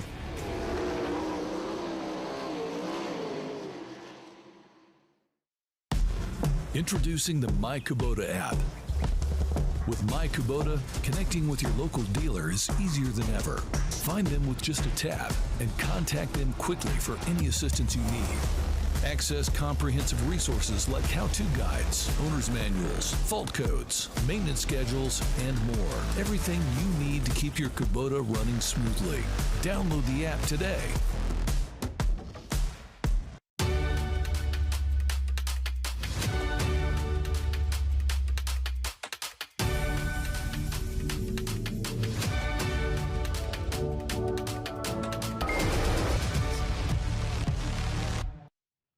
FanFest has concluded here at Fremont Speedway, meaning it is now time to get into opening ceremonies. So for that, let's go downstairs to Tony Laporta. Thanks, Chase. Getting everything ready to go down here. Apologies, getting everything coordinated and set up. We are ready to begin opening ceremonies, and the crowd has filled in beautifully through hot laps as well as qualifying. Fremont Speedway, you look amazing. How are y'all feeling tonight? We are excited for another exciting round of the Roto-Rooter Midweek Series. And man, it's been 2 months, I think exactly to the day, and we are back here in Fremont, Ohio, ready to kick things off. Before we begin opening ceremonies, it's my pleasure to introduce to you Fremont Speedway Royalty 2025 Speedway Queen. Please make some noise for Emerson Coe. Little Miss Kinley Havens joins her, as well as junior Miss Autumn Sanchez. How about a big round of applause, Fremont Speedway, for our 2025 track royalty? Ladies, thank you very much. We're ready to begin opening ceremonies at this time. So those of you who are in attendance with us here tonight, I ask if you are able to please rise as we welcome from Fremont Speedway to lead us in tonight's invocation, Mr. Brian Lisky. Thanks so much, Tony. What a beautiful day God has given us here today at Fremont Speedway. Let's praise Him. Heavenly God, thank you for bringing us together, all our friends and family, for this wonderful event at the Fremont Speedway. We pray that you give us peace around this globe. We pray that you help us to be better towards each other. We praise you and thank you for forgiving our many sins and helping us to become better people. In the name of your Son, Jesus Christ, we pray all things. And I get an amen. Thank you very much, Brian. We'd like to introduce two ladies on the front straightaway here who are going to help us out as they represent America by carrying the flags during the singing of our national anthem on the horseback. Would you please make some noise and welcome to Fremont Speedway, Carrie Ann and Kendra Smith. Carrie Ann and Kendra will carry our nation's colors here tonight. At this time, we ask those of you to please remain standing who are with us here at Fremont Speedway as we prepare to honor America with the live performance of tonight's national anthem. Fremont Speedway, would you please give a very warm welcome to Samantha Funkhauser.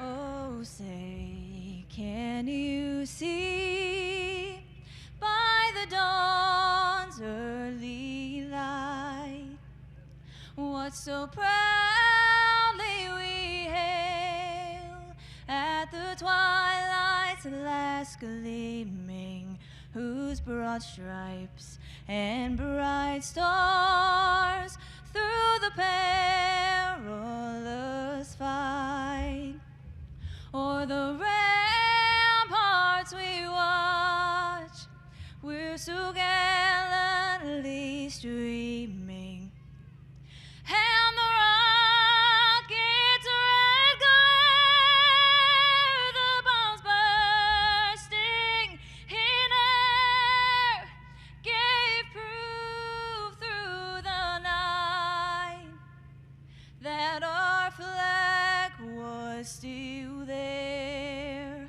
Oh, say does that star-spangled banner yet wave o'er the land of the free and the home of the brave?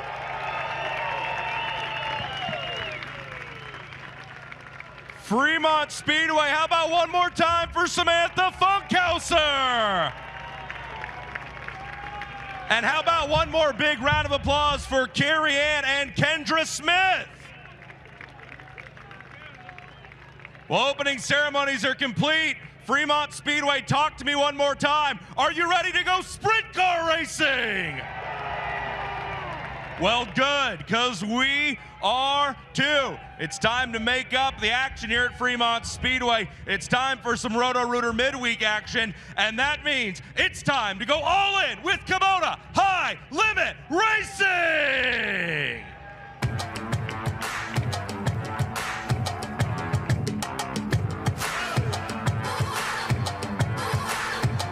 You know I'm never gonna slack. Slack. You know I'm never gonna slack.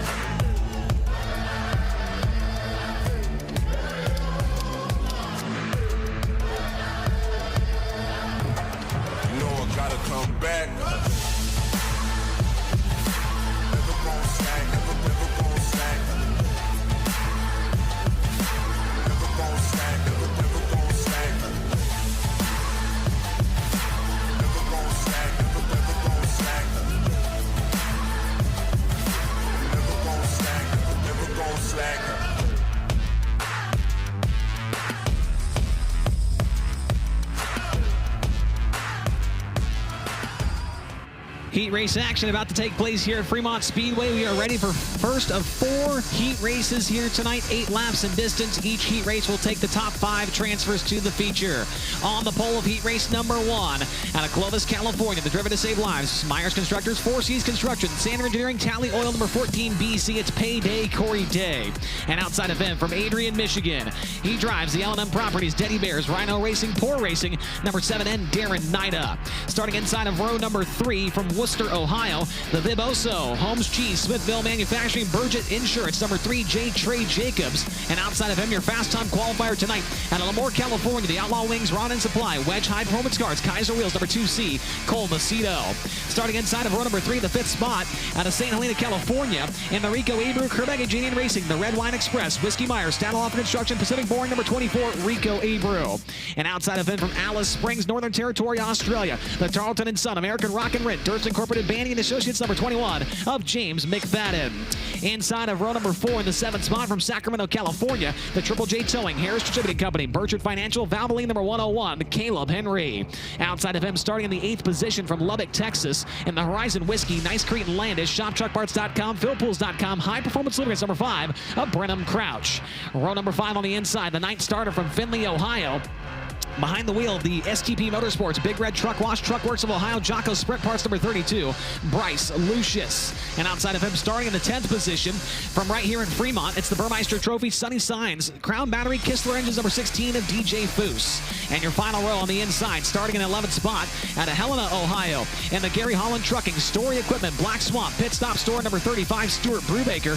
And your final starter in this one, from Tulsa, Oklahoma, and the Bob Hurley RV, X9 Chassis, Outlaw Wings, Rainbow Nut Butter, number 22M, Reese Moran.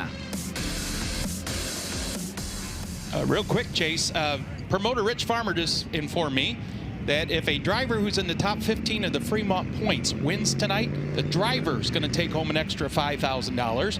Or if the driver is a full-time All-Star Circuit of Champions driver wins, they're going to take home $5,000. That would be big. One of those full-time drivers for the All-Stars right there on your screen, Darren Nida. He is going to start back on outside of the front row, so he has a great chance to be in tonight's dash here in TJ Ford's heat race number 1. TJ Ford's only builds forged aluminum wheels using proprietary tooling and exclusive manufacturing processes that clearly elevate our wheels above the competition. Product quality, product safety, and exceptional customer service is what we do. We lead where others follow. Don't settle for close enough. So this race will be 8 laps in distance. The top 5 will transfer to the A main, with the winner of the heat race and the fastest qualifier, that being Cole Macedo. As long as he stays in the top 5, he will go to the dash with the heat race winner. Now, if Macedo falls out of the top 5, we would then take the heat race winner and the 2nd place finisher.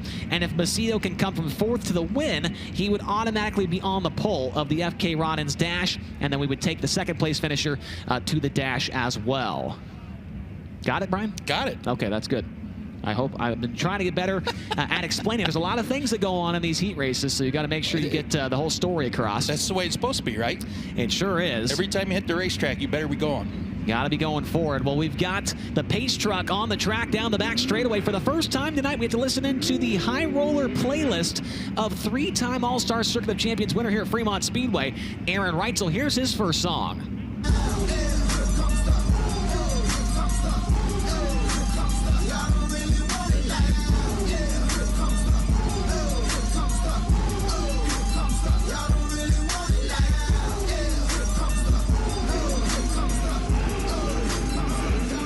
It's Here Comes the Boom by Nelly on Aaron Reitzel's High Roller playlist, and you'll definitely be hearing some interesting songs from his playlist throughout the night here at Fremont.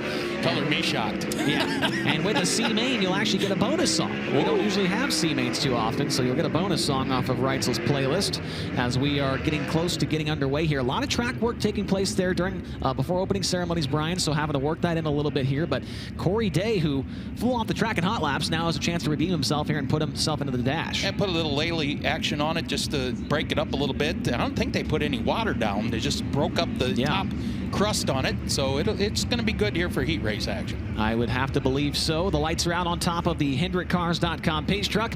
8 laps, top 5 going to the A main. Everybody else either going to be distributed to a B or a C main. These guys down here with these signs. Yeah, I see that. That is awesome. They're going to Eldora for the week, too. We need more of that in sprint car racing, more signs. They're going to Eldora, and they're already rowdy. I don't know how they're going to make it till Saturday. I don't know how they'll make it to the end of tonight.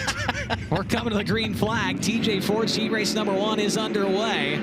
As we roll down the front stretch and into turn number 1, Corey Day's going to have the early race lead. Down the bottom, here comes Trey Jacobs. Oh, no, we got one upside down. James McFadden back straight away big time and comes to rest on his lid. He got sideways, somebody clipped him, and over she went. Not the high limit racing return that McFadden was hoping for, as he is stuck on his top in the Tarleton Racing number 21. Start outside of row number 3 and was trying to get around what looked to be Cole Macedo there. And then he got sideways, as Brian mentioned there, and did a couple of barrel rolls and ended up in a very precarious position. We'll wait to hear what the word is. And there's McFadden. McFadden's out of the car. James McFadden is out of the race car in turn number 2, or the back straightaway.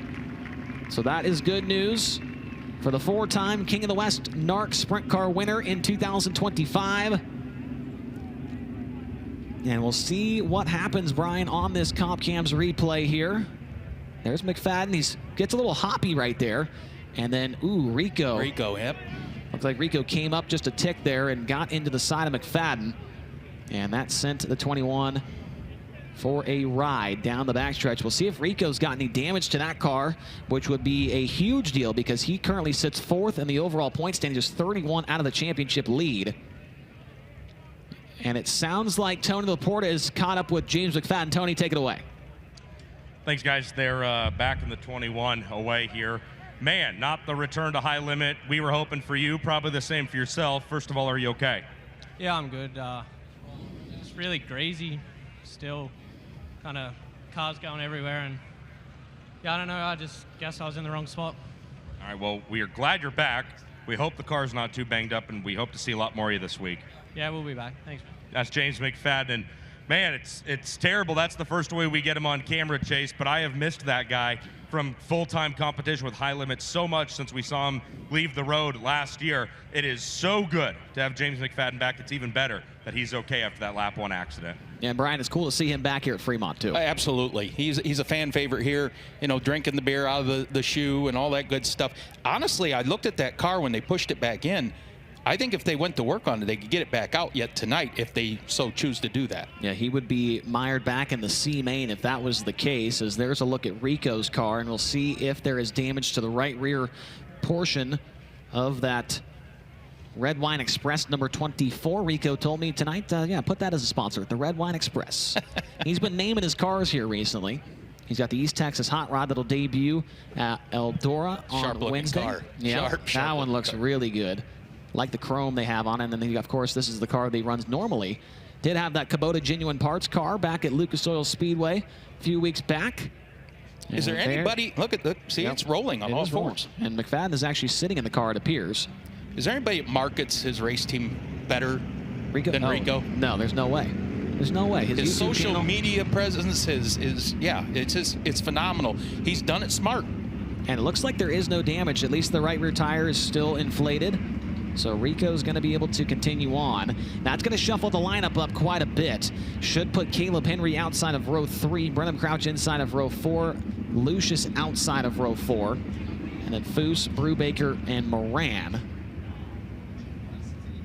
It was interesting that McFadden said that the track was greasy because they didn't put any water down. Yeah, that is weird. I mean, and we can look at it and say, it doesn't look greasy out there, but as soon as you get behind the wheel, you step on the gas with a 900 horsepower sprint car, that's when things start to change. Tony, what do you got? I just think, I mean, I was thinking the same thing, Brian, to be honest with you, but I'm just going to call it like I see it, and James McFadden is a very well thought out, very responsibly minded guy, and I think he very well might have other opinions about the incident.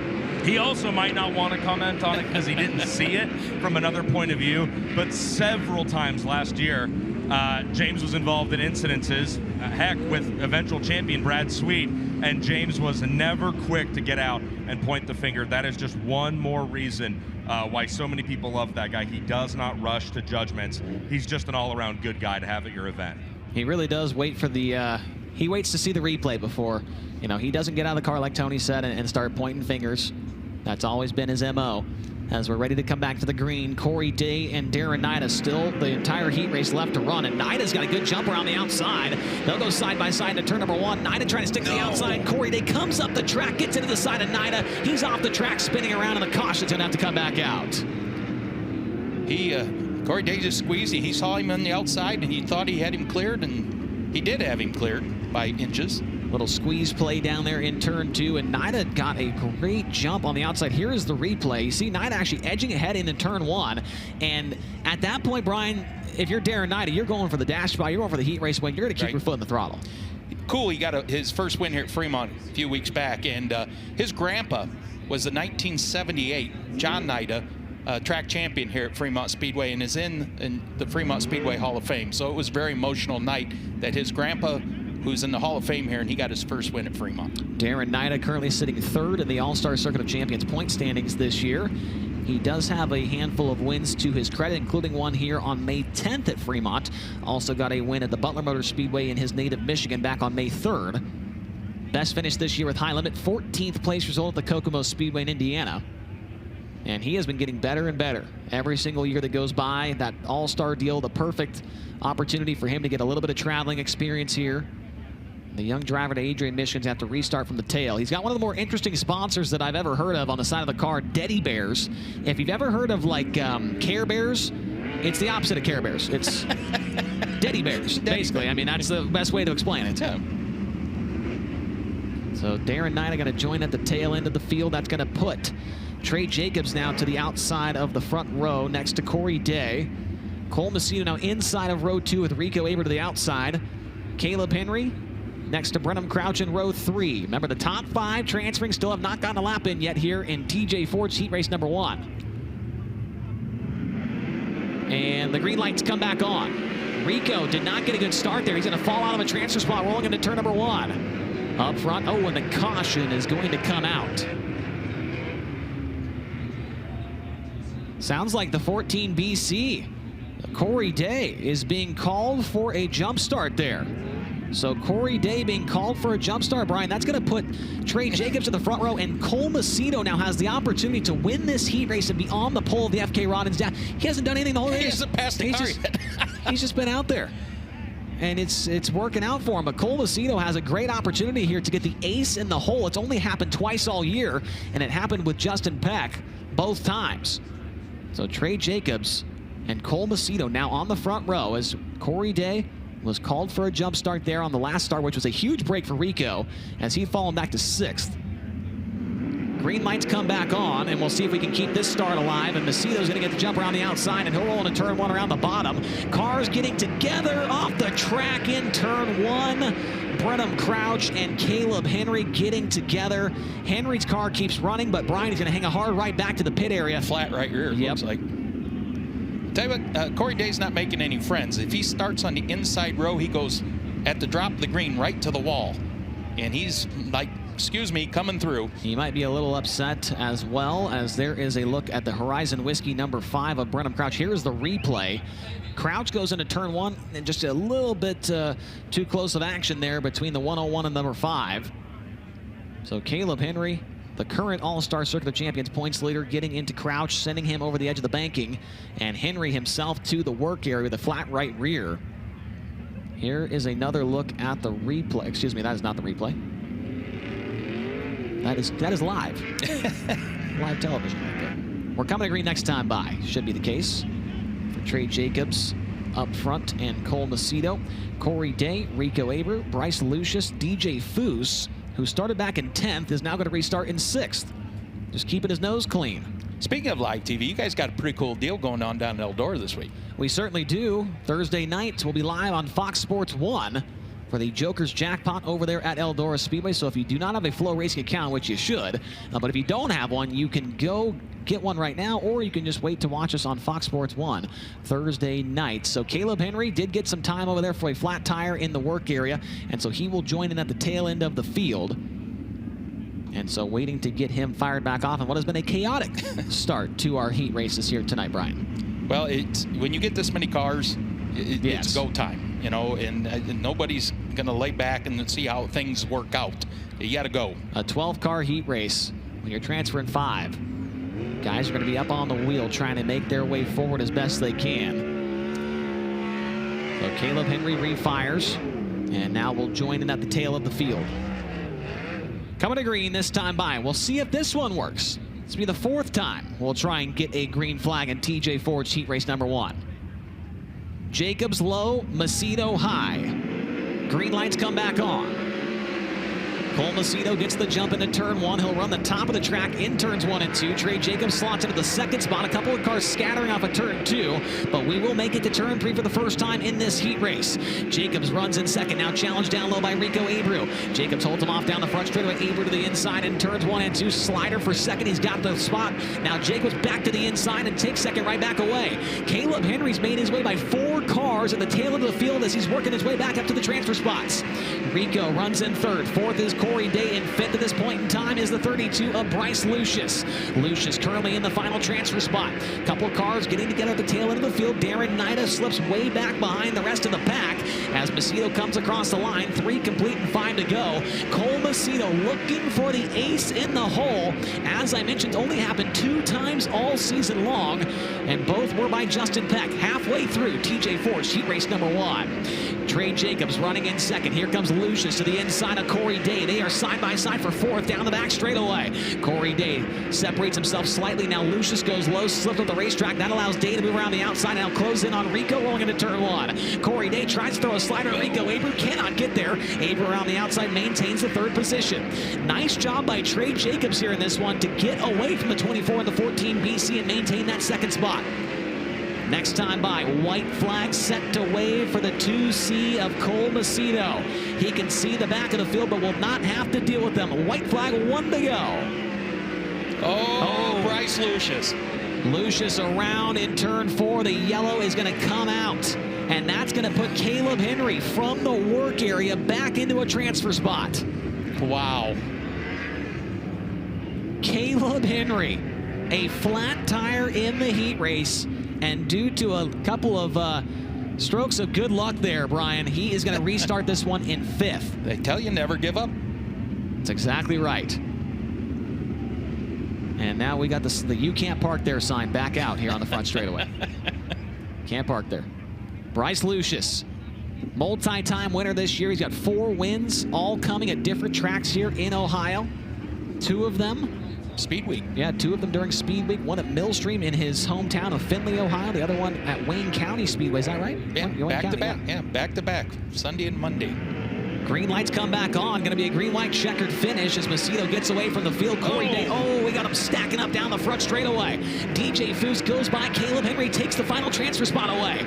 Now Henry back to the inside. He'll reclaim it as the yellow lights come on. Brubaker's off the pace in turn 2. Stuart Brubaker with a problem, and now he's hanging a hard right off the track on the backstretch. Do not see any. Saw a little bit of damage to the nose wing. I think that surprise from 5th on back, that start, that we're going green there, because from 5th on back, it stacked up big time. There's also some nose wing damage on the 5 of Brenham Crouch for this restart. He will be back in the 7th spot. Macedo, Jacobs, Abreu, Day, and Henry. Let's try it again. Cole Macedo doing everything right here in this one. Can he hang on for the ace in the hole? Trey Jacobs around the bottom. Rico Abreu not able to close in on him as they work down the back straightaway. This time by, they will come to the white flag at TJ Ford's heat race number 1. Macedo, no issues up front. Corey Day to the inside of Rico. They go side by side down the back straightaway. Corey Day trying to put a move on Rico. It's not going to work out for him. Checkered flag is up in the air, and Cole Macedo's got the ace in the hole. Yellow. The yellow is out. Nida and Lucius both stopped.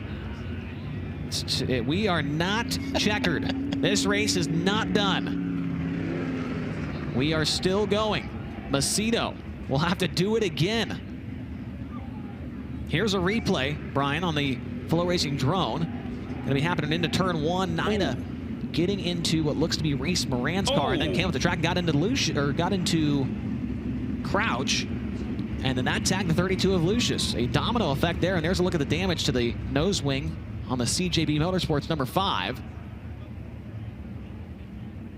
As Brenham Crouch is going to restart at the tail end of the field there as they got the hook on the 7N of Darren Nida. Bryce Lucius is back in the work area. Well, this is the track that Action built, and we've got some action for you here. You know, you got to wonder, with all these starts and restarts, as long as this race, did they put enough fuel in for a heat race? Because a lot of guys don't put a full tank in, of course, for a heat race. I mean, they've done a lot of pace laps here, and obviously this race is going to go a little bit longer than normal with a couple of green, white checkered finishes here. So Macedo. Which might have some guys in the pits coming out for the next heat, dump some fuel in. Exactly. So Cole Macedo's leading this thing. I did see his brother Carson here tonight walking around the pit area. See Carson in action tomorrow night at Attica Raceway Park, and then, of course, at Eldora. Will be a green and white flag together here to finish this heat race up. Green and white together as Reese Moran's car, I just noticed his was getting towed off the track in turn number 4. And so Moran now off the track turn 4, Nida off the track in turn 2. Green and white together to cap things off in an eventful TJ Forged heat race number 1. Cole Macedo looking to start on the pole of the FK Rodden's dash. We saw him earlier this year. His only other high limit appearance in 2025 came back at the Eagle Raceway, where he finished up in the 14th position that night. Driver that currently sits 11th in the World of Outlaws point standings. Green and white together. We'll see if we can put a bow tie on the end of this heat race. Cole Macedo, a little bit of a hop right there into turn 1 as they are once again side by side for third. It's been Rico and Corey Day going at it this entire heat race. The checkered flag is up in the air, and heat race number 1 is finally over. Cole Macedo gets the win. Third at the line, give it to Corey Day. He got by Rico and nipped him at the line. Trey Jacobs ends up at 2nd, Abreu 4th, and then 5th will go to the 101 of Caleb Henry from the work area back to the top 5 and back to a transfer spot. But Cole Macedo, the ace in the hole, he is automatically on the pole of tonight's FK Rodden's dash. Jacobs, Day, Abreu, Henry, the top 5, and then back behind, the car is going to either a B main or a C main. It will be Crouch, Foose, Moran, Nida, Lucius, Brubaker, and McFadden.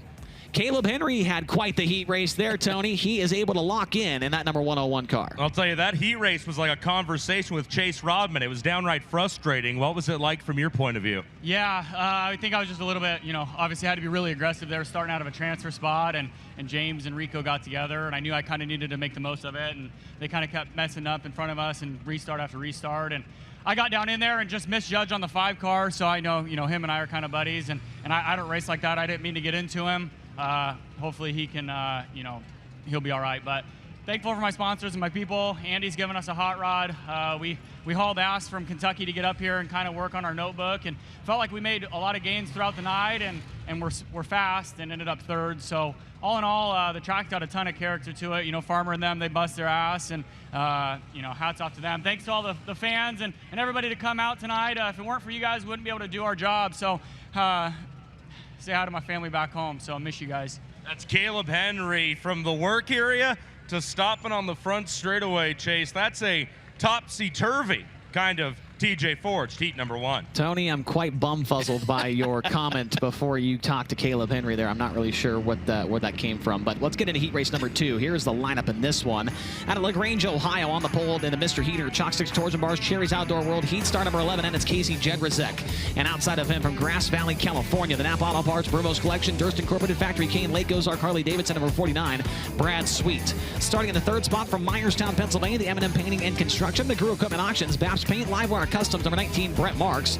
And outside of him from Locust Grove, Oklahoma, in the Pella, Avanti Windows and Doors, Big Spring Car Wash, Water Treatment by Design, Juniata Concrete, number 13, Deason Persley. Starting back in the 5th spot from Minden, Nevada, in the JST Motorsports, The Ritual, Smith Titanium, Factory Kane, Maxima Racing Oils, number 88, Tanner Thorson. And if his outside, the driver from Fremont, Ohio, in the Level Utilities, Fremont Auto Parts, Kaiser Sound, Linder Speed Equipment, number 29, Zeth Sabo. Starting inside of row number 4 from Broken Arrow, Oklahoma, the Dahmer Powertrain, Hobson family, Telstar Technology, Technologies, Maximum Race Oils, number 21H, the Macho Man Brady Bacon. And outside of him from Northport, Florida, the Global Link, Moxie Sports Advisors, NRC Truck Conversions, Tar Heel Property Group, Eastern Metal Signs, number 24D, Danny Sams III. Inside of row number 5, the ninth starter from Bradner, Ohio, the Fozzie Farms, Industrial Movers, S&S Hauling, VRF Specialties, number 1, and Nate Dussel. And outside of him from Rising Sun, Ohio, the TNT Ag Solutions, MRZ Incorporated, Deer Creek Lawn Care, Bowling Transportation, number 5B, Cody Brewer. And your final starter from Tiffin, Ohio, in the General Traffic, Kaiser Farm, number 19P, Lady Lightning, Paige Polyak. That is the lineup for DMI Racing Components. Heat race number 2, Jed Rizek on the pole. He has lane choice here in the heat races. As the pole sitter, he will choose the top. So we'll see if that pays off for him. Casey Jed Rizek, Brad Sweet down to the line, and Jed Rizek will get the lead rolling into turn 1. Brad Sweet going to dip low into turns 1 and 2. Pulls up next to Casey Jed Rizek, but Casey's got the lead down the back straightaway.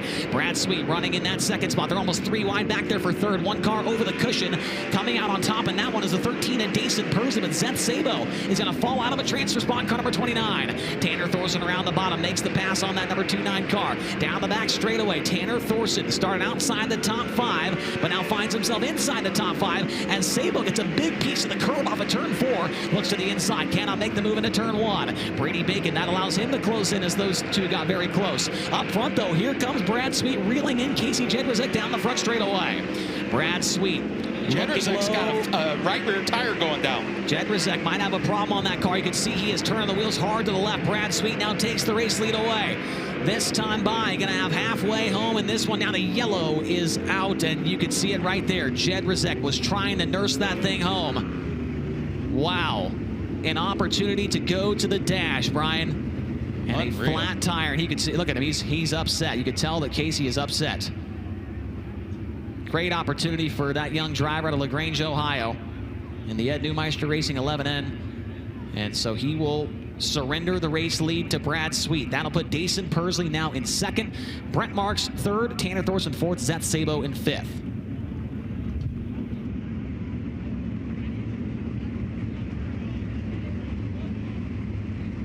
So Jed Rizek does have some time over there with a flat tire here in the heat race. I don't see the pit mule. I don't see anybody over there. They probably weren't expecting that. Should always expect the unexpected in sprint car racing. Yeah, and so right rear tire, yeah, I don't think they're going to be able to change it. So Jed Rizek, Casey Jed Rizek. Here they come. Okay, now they show up, and we'll see if they're able to get him back out there. I mean, we did see Caleb Henry come from the work here with a flat tire in heat race 1 and come back to get into the transfer spot. Tony? I'm just saying after that first heat race, guys, I'd bring a backup car to the work area probably. That was pretty good. No, I'll give you a 10 out of 10 on that one, Tony. So the right rear tire being changed on Casey Jed Rizek's car. As I mentioned, you do get some time in the work here for a flat tire during the heat races with Kubota High Limit Racing. Dason Persley going to restart in this second position here, Brian, and he has the opportunity to get up there and get the win. That would be the first time ever we'd have 2 ace in the holes in one night. I think this is only his third time in a wing sprint car at Fremont Speedway, too. Yeah, he was here Saturday. Yeah, that was his second time. 16th to 4th in that one. And then the other one that I've got on my list here was a, actually it's not on my list anymore, but he ran with AFCS, I believe, 2 years ago. Yeah. Ran, I believe, 14th that night. And so we'll see if the 11N, now the 11N is going to make it back onto the track. So backing the Cherries Outdoor World number 11N car into turn number 2. They will refire him, and he'll join at the tail end of the field. Has a lot of work ahead of him, though, to get back to the top 5. Well, he's a gasser. If anybody can do it, Casey can. Absolutely. One of the young up-and-coming drivers here in Ohio. So that's going to put Zeth Sabo back into the transfer spot with Brady Bacon right behind him for the restart. Bacon coming into tonight off a 7th place result with the Outlaws at Wilmot Raceway in Wisconsin on Saturday night. Then back behind him, Danny Sams, Cody Brewer, Paige Polyak, and Nate Dussel. Was surprised to see Paige Polyak in the house tonight. Just her 3rd race of the year and her 8th race in the last 2 years. Yeah, she hasn't done a lot. Her and Mike Woodring have not done a lot of racing. Only woman to ever win a sprint car race at Fremont, Eldora, and Attica, and Jackson, I believe. Lady Lightning going to restart this one back in about the 9th position. Coming back to the green this time by Sweet, Persley, Marks, Thorson, and Sabo. Still got 5 laps to go here in our second heat race of the night. presented by DMI Racing Components. Back underway. What a restart for Brad Sweet. Wow. Sweet's going to jump out with the lead. That's going to move Tanner Thorson to the inside of Brent Marks for that third spot down the back straightaway. Marks able to hold him off as Jedrzejczyk at the back of the field trying to keep one eye on the battle for third and one eye on the battle for that 11N car back there. So he's trying to make his way forward. A wheel stand down the straightaway for Jedrzejczyk as Marks is still in third. Tanner Thorson running in fourth. Fifth is Zeth Sabo. Here comes Brady Bacon. Big move to the inside for Bacon, looking for that fifth spot. Cannot make the pass there as Sabo nearly trips over the cushion in turn number 4. One car off the track, doing a 360. She is going to stop. It looked like the car was going to stay running, and that is not the case, as Paige Polyak will draw the caution with 5 laps completed in DMI Racing Components heat race number 2. If you didn't know, DMI Race Components are built with the precision of skilled machinists and the common sense of winning racers. They are located in the heart of central Pennsylvania, and you can find them every week participating in the sport they love. You race, we race, let's race together. That is DMI Racing Components. So Paige Polyak will get refired. We mentioned this is her 3rd race of the season. Best finish this season, a 9th place result at the Attica Raceway Park on May 9th. Did have a 6th place finish here with the All-Stars back in 2013. So we are going to go green next time by. Polyak has refired. She will join in back at the tail end of the field. Zeth Sabo has been fun to watch in this one so far. That turn 4 cushion has been keeping him on his toes, that is for sure. He's used about every inch of the racetrack. He really has. Brady Bacon has been all over him, has been unable to make a move and make the pass for that position. We'll see if that changes here with just a couple of laps to go in DMI Racing Components heat race number 2. Back underway. Rolling down the front stretch and into turn number 1. Brad Sweet will go low, and he will follow by Dason Persley. Brady Bacon trying to get up there to the 29 of Sabo down the back straightaway. Zeth Sabo now looks low on the 88 car of Tanner Thorson. Cannot do anything there, and that's going to allow the 21H to make a move to the inside in turn number 1. Sabo goes down there anyways. Both those drivers go down low. Danny Sams the third up on the top side of the racetrack, building momentum and building speed. He'll look to the inside of Brady Bacon for 6th in turns 3 and 4. White flag is out for Brad Sweet, and he rolls off at turn number 2 with the race lead. Dason Persley, Brent Marks, Tanner Thorson, Zeth Sabo. Can Sabo hang on for one more corner? Brady Bacon going to try and make something happen here into turns 3 and 4. Sweet gets the win. Persley 2nd, Marks 3rd, 4th, Thorson, and 5th will be Zeth Sabo.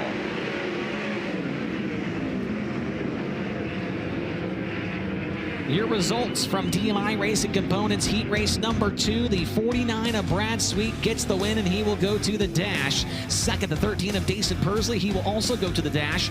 Brent Marks in 3rd. 4th goes to Tanner Thorson, and 5th, the 29 of Zeth Sabo.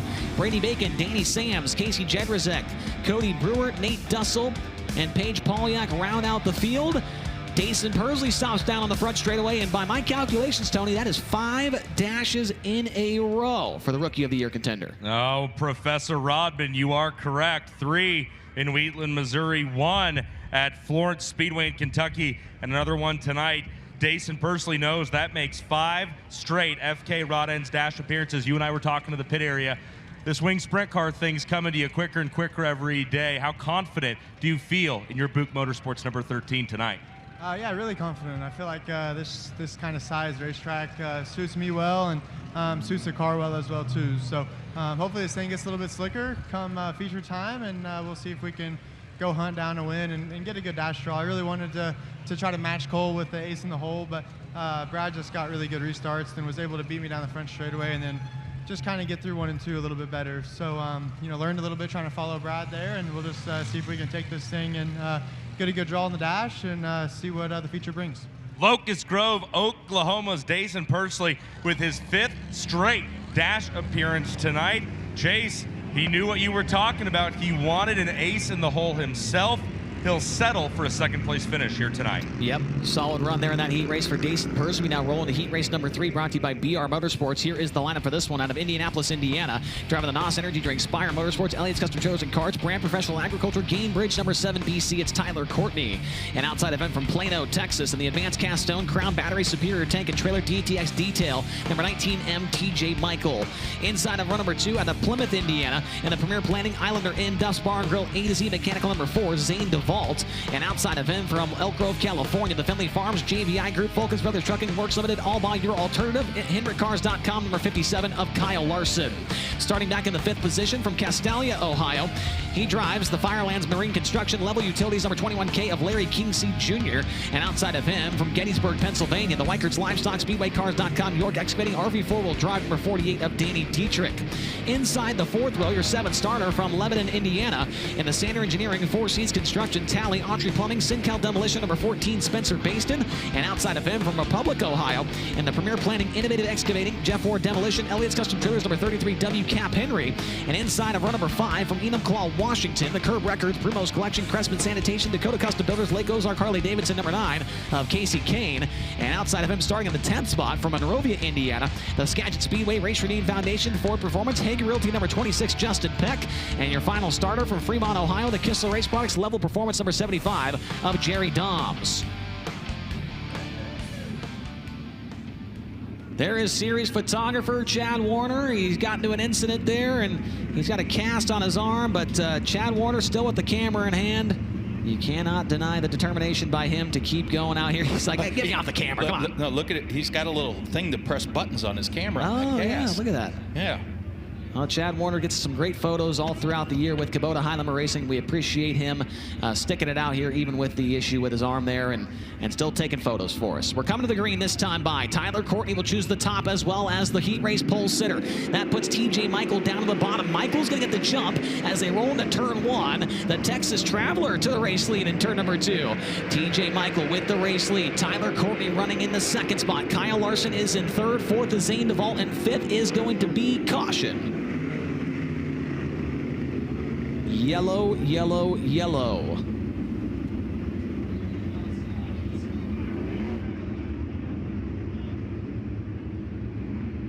Sounds like a jump start being called on TJ Michael in the Prosser Racing 19, and you can tell that he is not very happy with that, as he will now roll to the outside of row number 2. That'll move Zane DeVault now to the inside of row 1. But remember, Tyler Courtney is still the pole sitter for this one. But with High Limit Racing in 2025, if you are the pole sitter in a heat race, you have the option to choose either bottom or top for the initial start and the initial start only. My name even made it on a board. I see that. This guy's got a sign for everything down on the front stretch. All right, Zane DeVault, Tyler Courtney. We've got 2 more cars going to the dash and 5 more going to the feature. It's BR Motorsports Heat Race number 3, and it's now underway. Courtney's going to get the jump to the outside. TJ Michael makes quick work of Zane DeVault. He's back into the 2nd spot now. DeVault slips back to 3rd. Here comes Danny Dietrich to the outside of Kyle Larson. Move Dietrich up to 4th, and now looking underneath the DeVault for 3rd. Can't make the pass there. Larson hooks the cushion. Cap Henry goes by. Cap Henry takes the final transfer spot away. Kyle Larson now outside. If he doesn't get back to the top 5, he will not be in the dash tonight. Zane DeVault back to the inside of TJ Michael. Takes 2nd away. Hooks the cushion and pulls away down the front straightaway. Tyler Courtney with the race lead. Zane DeVault running in 2nd. Kyle Larson knows he's got to get back on the horse here and get back up to Cap Henry. Henry's got 5th. Dietrich in 4th. Michael in 3rd. Cap Henry, upside down on the bike and doing front flips into turn 3. Larry Kingseed Jr.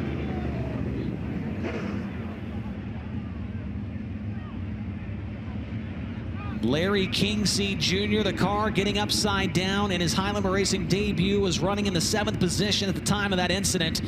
I saw the very beginning of that, Brian. He got up on the bike and tried to set it back down, but it tripped over the right front, and he went for a couple of front flips down there. And you can see Larry Kingseed Jr. climbing out of the race car, folks. He is out of the car and talking with safety officials outside the 3rd corner. Larry Kingseed Jr., as we mentioned in his High Limit debut, is a guy that is well-versed with the wing and without the wing as well, Brian. Yeah, absolutely. We'll see what happens here via the Comp Cams replay on FloRacing. Take a look at the big screen if you heard the track, and we'll get just the tail end of it here as you see Kingseed doing a couple of front flips there and was able to at least land on all 4 wheels. And a report from Tony Reporta. He says that Larry Kingseed is okay, talking to him down there. And so they will get a hook on the front of that number 21 car and get him back to the trailer. And hopefully they can make it back out for the C-Main. Getting a look at the Firelands Marine Construction number 21K. Larry Kingseed Jr., his best ever finish here at the Fremont Speedway came a few years ago, back in 2023. Ran second with the AFCS Series. His best finish of the year, an 8th place result at the Attica Raceway Park back on June 6th. He was also 6th here Saturday night. Yeah, he actually, last couple weeks, he's been very strong in that family-owned 21. Larry Kingseed Jr., one career Fremont win. I have to imagine that came with a 305. Yes. His dad was a 5-time limited late model track champion at Attica Raceway Park, and he said, well, you want to go racing? We're going to put you in a late model. And he said, no. No, sprint cars. Yeah. So Larry Kingseed with the rear bumper Dragon going to take that car back to the pit area.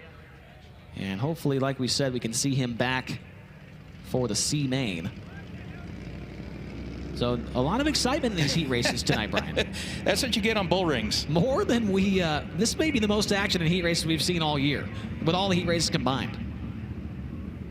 A lot of crazy stuff going on out there. For the restart, let's take a look at the lineup. Tyler Courtney has the race lead with 2 laps completed. Zane DeVault running in second. Third is TJ Michael. Fourth is Danny Dietrich. And fifth is Cap Henry.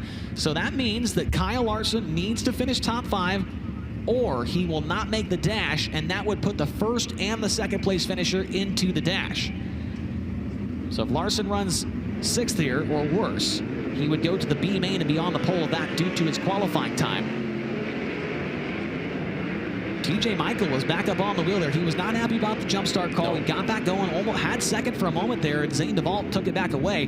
Now, what's interesting here is these guys think, hey, I got to win this heat race, go to the dash. They don't know behind them that Kyle Larson's outside the top 5. So that second place finisher could very well go to the FK Rodden's dash tonight.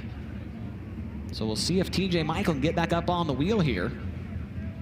As you see Kyle Larson on your screen, had a little bit of a miscue off the 4th corner, allowing Cap Henry to go by. And that's going to be a tough car to pass. Cap Henry has not lost a race here for the last 3 weeks at Fremont. Orange cone on the front stretch for the single file restart. We're back underway. Rolling back into turn 1, Danny Dietrich sees an opening down low. He'll make the move on TJ Michael. Kyle Larson underneath the Cap Henry. They got very close off of turn number 2. Henry still got the 5th position. Now Larson goes high into turns 3 and 4. Rides the cushion around. Here comes Cap Henry, the inside of TJ Michael now. Henry goes to the outside. He gets circled by Kyle Larson. Larson's got 5th. Now he's got 4th down the back straightaway. Kyle Larson now up to 4th, and now Cap Henry, big slider to 3 and 4. Henry's got 5th, taking it away from TJ Michael. Michael back to the inside down the backstretch. He'll have 5th across the line. TJ Michael to the bottom, Cap Henry around the outside. Next time by 3 laps to go here, Cap Henry outside of the transfer spot. Up front, it's all about Tyler Courtney, then Zane DeVault, Danny Dietrich, Kyle Larson. TJ Michael doing his best to hold off Cap Henry. TJ goes through the middle in turns 1 and 2. Cap Henry rides the cushion. He's got to run down the backstretch. Where does he go with it? He'll look low into turn 3. Here's a slider for 5th into turns 3 and 4. Can't make the pass there. Michael back around on the outside. He maintains 5th across the line. TJ Michael around the bottom. Now here comes Spencer Baston. He's getting in the mix as well. Cap's got the spot down there. They get together. They get together. TJ Michael through the infield in the white flag lap. And the caution comes out. Wow.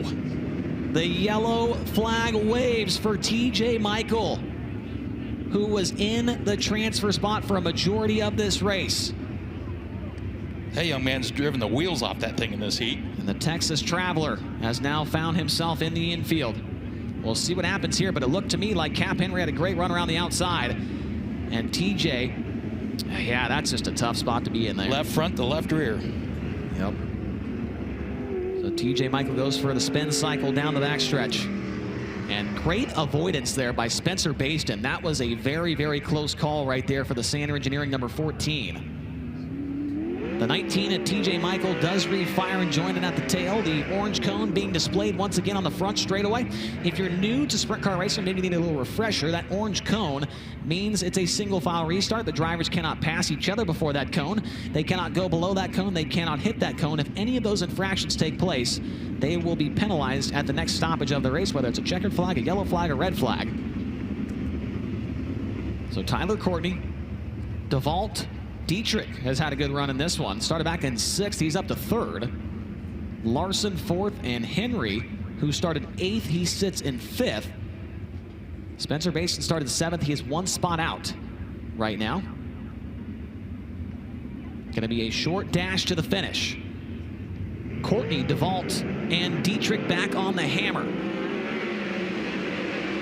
Rolling back into turn one. They all hold to go to the bottom. The top three do. We got a close call back there for the final transfer spot. Give it to Spencer Baston. He gets by Cap Henry. We're coming to the wave of the white flag this time by Dietrich. Looks low on DeVault. Can't make the pass there as Courtney comes across the line. 1 lap to go. Keep your eye on the battle for fifth. Here comes Cap Henry to the inside. Taking the fifth spot away from Spencer Baston. Down the backstretch. Larson's got third, but keep your eye on fifth. Cap Henry goes low. Slides himself. Your winner is going to be Tyler Courtney. Zane DeVault second. Kyle Larson third. Danny Dietrich fourth. And Cap Henry hangs on to a top 5 transfer spot. Well, he and Spencer Baston banged wheels there. That restart, that was interesting. The track that Action built has delivered once again in multiple ways. Tyler Courtney gets the win and he goes to the dash. Zane DeVault second. Kyle Larson going to the dash with a third place run. Danny Dietrich fourth and Cap Henry rounds out the top 5. Spencer Baston, Casey Kane, Justin Peck, TJ Michael, Jerry Doms, and Larry Kingsey Jr. will round out the finishing order in that one. And once again, Tony Laporta, another chaotic heat race, and the 5th place finisher was right in the mix on that one again. Cap Henry is going to talk to you down in the infield. Cap Henry's got Premier Planning Services on the side of his top wing. Cap, is there any planning for a heat race that hectic and that chaotic? Heck, they've all been wild here tonight. No, I didn't really want to be sitting in that last spot getting into the restart there, and it kind of went how I about expected. And luckily, we got a run there, made it happen, and just proud of my guys. We kind of botched it there in qualifying, and we'll just keep plugging away and see what we can do in the A. That's Cap Henry. He's in search of his 4th feature victory in 2025 here at the Fremont Speedway. But if he's going to get it done tonight, he might want to wear some body armor next time he's out on the track. Good call there, Tony, as we now get ready for Rod and Supply Heat Race number 4. Here is a look at the lineup in this one. On the pole out of Apollo, Pennsylvania, driving the Mercedes Motorsports, Ducati of Pittsburgh, Hollywood Blasting, Coating, Mountain Mechanical, Math Motorsports number 42. It's Cy Lynch. And outside of him, from Fremont, Ohio, in the PTC Driving Academy C6 Auto Body, Overwatch Precision, Able Roofing number 14R, Sean Rahal. Starting inside of row number 2 in the 3rd position out of Sandusky, Ohio, the Ohio Truck Sales, Real American Beer, Fleet Financial, Kistler Engines number 15C of Chris Andrews. And outside of him, from Waco, Texas, the All By Your Alternative, Infamous Inc., Bush's Chicken, Flint Rock Ranch, Easy Print number 9R, the Quickest Chicken, Chase Randall. Starting inside of row number 3 in the 5th spot from Gibsonburg, Ohio, the Real Geese Design Graphics Group, American Legion 733, Linder Speed Equipment number 09, Craig Mintz. And outside of him, from Lockbourne, Ohio, in the Mike McGee & Associates, Lynn's United Auto Glass, Indy Power Sports Lifestyle Integrations, number 11 of Cole Duncan. Starting back in the 7th spot from Clute, Texas, the Falcons Brothers Trucking Power Plus STC American Table Bargain Barn, number 87 of Aaron Reitzel. And outside of him, starting 8th from Santa Rosa, California, the Eddie Gilstrap Motors Velocity Engineering IPC Al Parker Engines, number 19H of Joel Myers Jr. Starting back at 9th out of Jacksonville, Oregon, in the Shane DeWalt Trucking Legacy Builder Supply Orville Tax Sisters Meat and Smokehouse, number 18T. That is Tanner Holmes. And outside of him, starting in the 10th position from Fremont, Ohio, the Level Utilities, John Wright's Custom Chrome, Napa Auto Parts, Max Salon, letter X, Mike Keegan. Tim Schaefer starts 11th, but he will not make the call. So Tim Schaefer is scratched for the heat race. We'll go with 10 cars for 8 laps around the Fremont Speedway for our final heat race of the night. All of them have had something happening. Cautions, reds, passes for the lead, passes for the transfer spot. We'll see what heat race number 4 has in store. It is Cy Lynch and Sean Rahal on the front row. The green flag waves and we're underway. Rolling into turns 1 and 2, Cy Lynch up the racetrack. Look at Rahal keep his foot in the throttle. It's not going to work out for him as Lynch has the race lead down the back straightaway. Sean Rahal looks low into turns 3 and 4. Chris Andrews was right behind him, kind of had the feathered throttle right there, though he didn't get the back bumper of him. Down on the inside, Joel Myers Jr. going to make the move. Joel Myers Jr. now into the 3rd position. Good start for him. Started back in the 8th position, and in about a lap and a half, Joel Myers is now into 3rd. Now he's up to 2nd as Sean Rahal slips up right there. Rahal back to the inside, takes 2nd away across the line. Up front, it's all about Cy Lynch, but Joel Myers Jr., no doubt about it, the story in this one, from 8th, now looking for 2nd once again into turn 3. Sean Rahal up on the cushion. Joel Myers Jr. kind of floats the middle right there and loses some ground with the 14R down the front straightaway. Craig Mintz runs in 4th. 5th is Chris Andrews. And from the tail, Aaron Reitzel trying to make his way up there. Started back in the 7th position. He's 1 spot shy of the transfer spot. Halfway home, still plenty of time for Reitzel to put a move on Chris Andrews. Down the front stretch, Andrews low, and now the 87 of Reitzel will follow him. Cole Duncan, Chase Randall. Randall, by the way, is out of a transfer spot. That means the 1st and 2nd place finisher will go to the dash. Chase Randall way back at about the 9th position. Did not notice that off the start. As Joel Myers Jr. essentially battling Sean Rahal for a spot in tonight's FK Rod-Ins Dash. They go side by side in turns 3 and 4. Rahal holds him off. This time by 2 laps to go for your race leader, Cy Lynch. Aaron Reitzel unable to get by the 15C of Chris Andrews, and Andrews is putting some distance between himself and the number 87 car. This time by white flag, 1 lap to go for Cy Lynch. Oh, car around. Aaron Reitzel. Reitzel around, goes to the infield, keeps on going. He keeps going, loses 2 positions down the front straightaway. Your winner in heat race number 4 is going to be the 42 of Cy Lynch, and going to the dash with him is Sean Rahal. Joel Myers Jr. 3rd, Craig Mentz 4th, and 5th goes to Chris Andrews.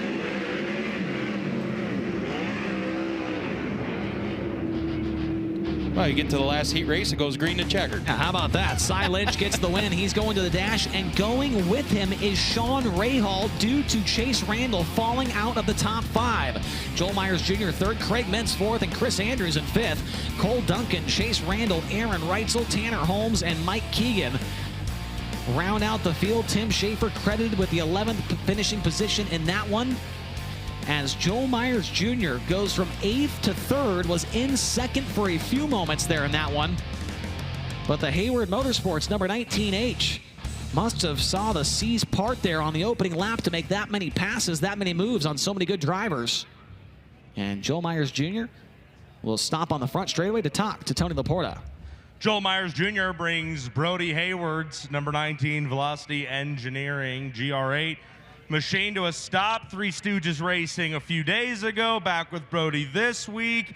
Man, crazy heat races. You guys go green to checker. What do you like about your race car as we go towards the feature tonight? Yeah, for sure. You know, we just kind of weren't very good there in qualifying, which kind of put us behind the 8 ball, but we got after it in that heat race and got the car a lot more stuck and kind of where we were at. And, you know, the other week we ran here and it was just kind of like that in the heat race. So just kind of had, you know, a little bit of a notebook there, and it seemed to work out for us. Yeah, 2 weeks ago, I believe Joel Myers was here, went quick time in qualifying for a weekly race and got out with a really solid top 5 finish, if I remember correctly, which I hope I am. So good stuff from Joel Myers Jr. to keep the momentum rolling here at Fremont Speedway. All right, thank you very much, Tony. That will wrap up things for the heat races this evening. Next on the docket will be the redraw spin wheel to find out who starts where in the FK Rod-Ins Dash. We will do that right after a break here on FloRacing. I'm Justin Peck, and you're watching Kubota High Limit Racing on FloRacing.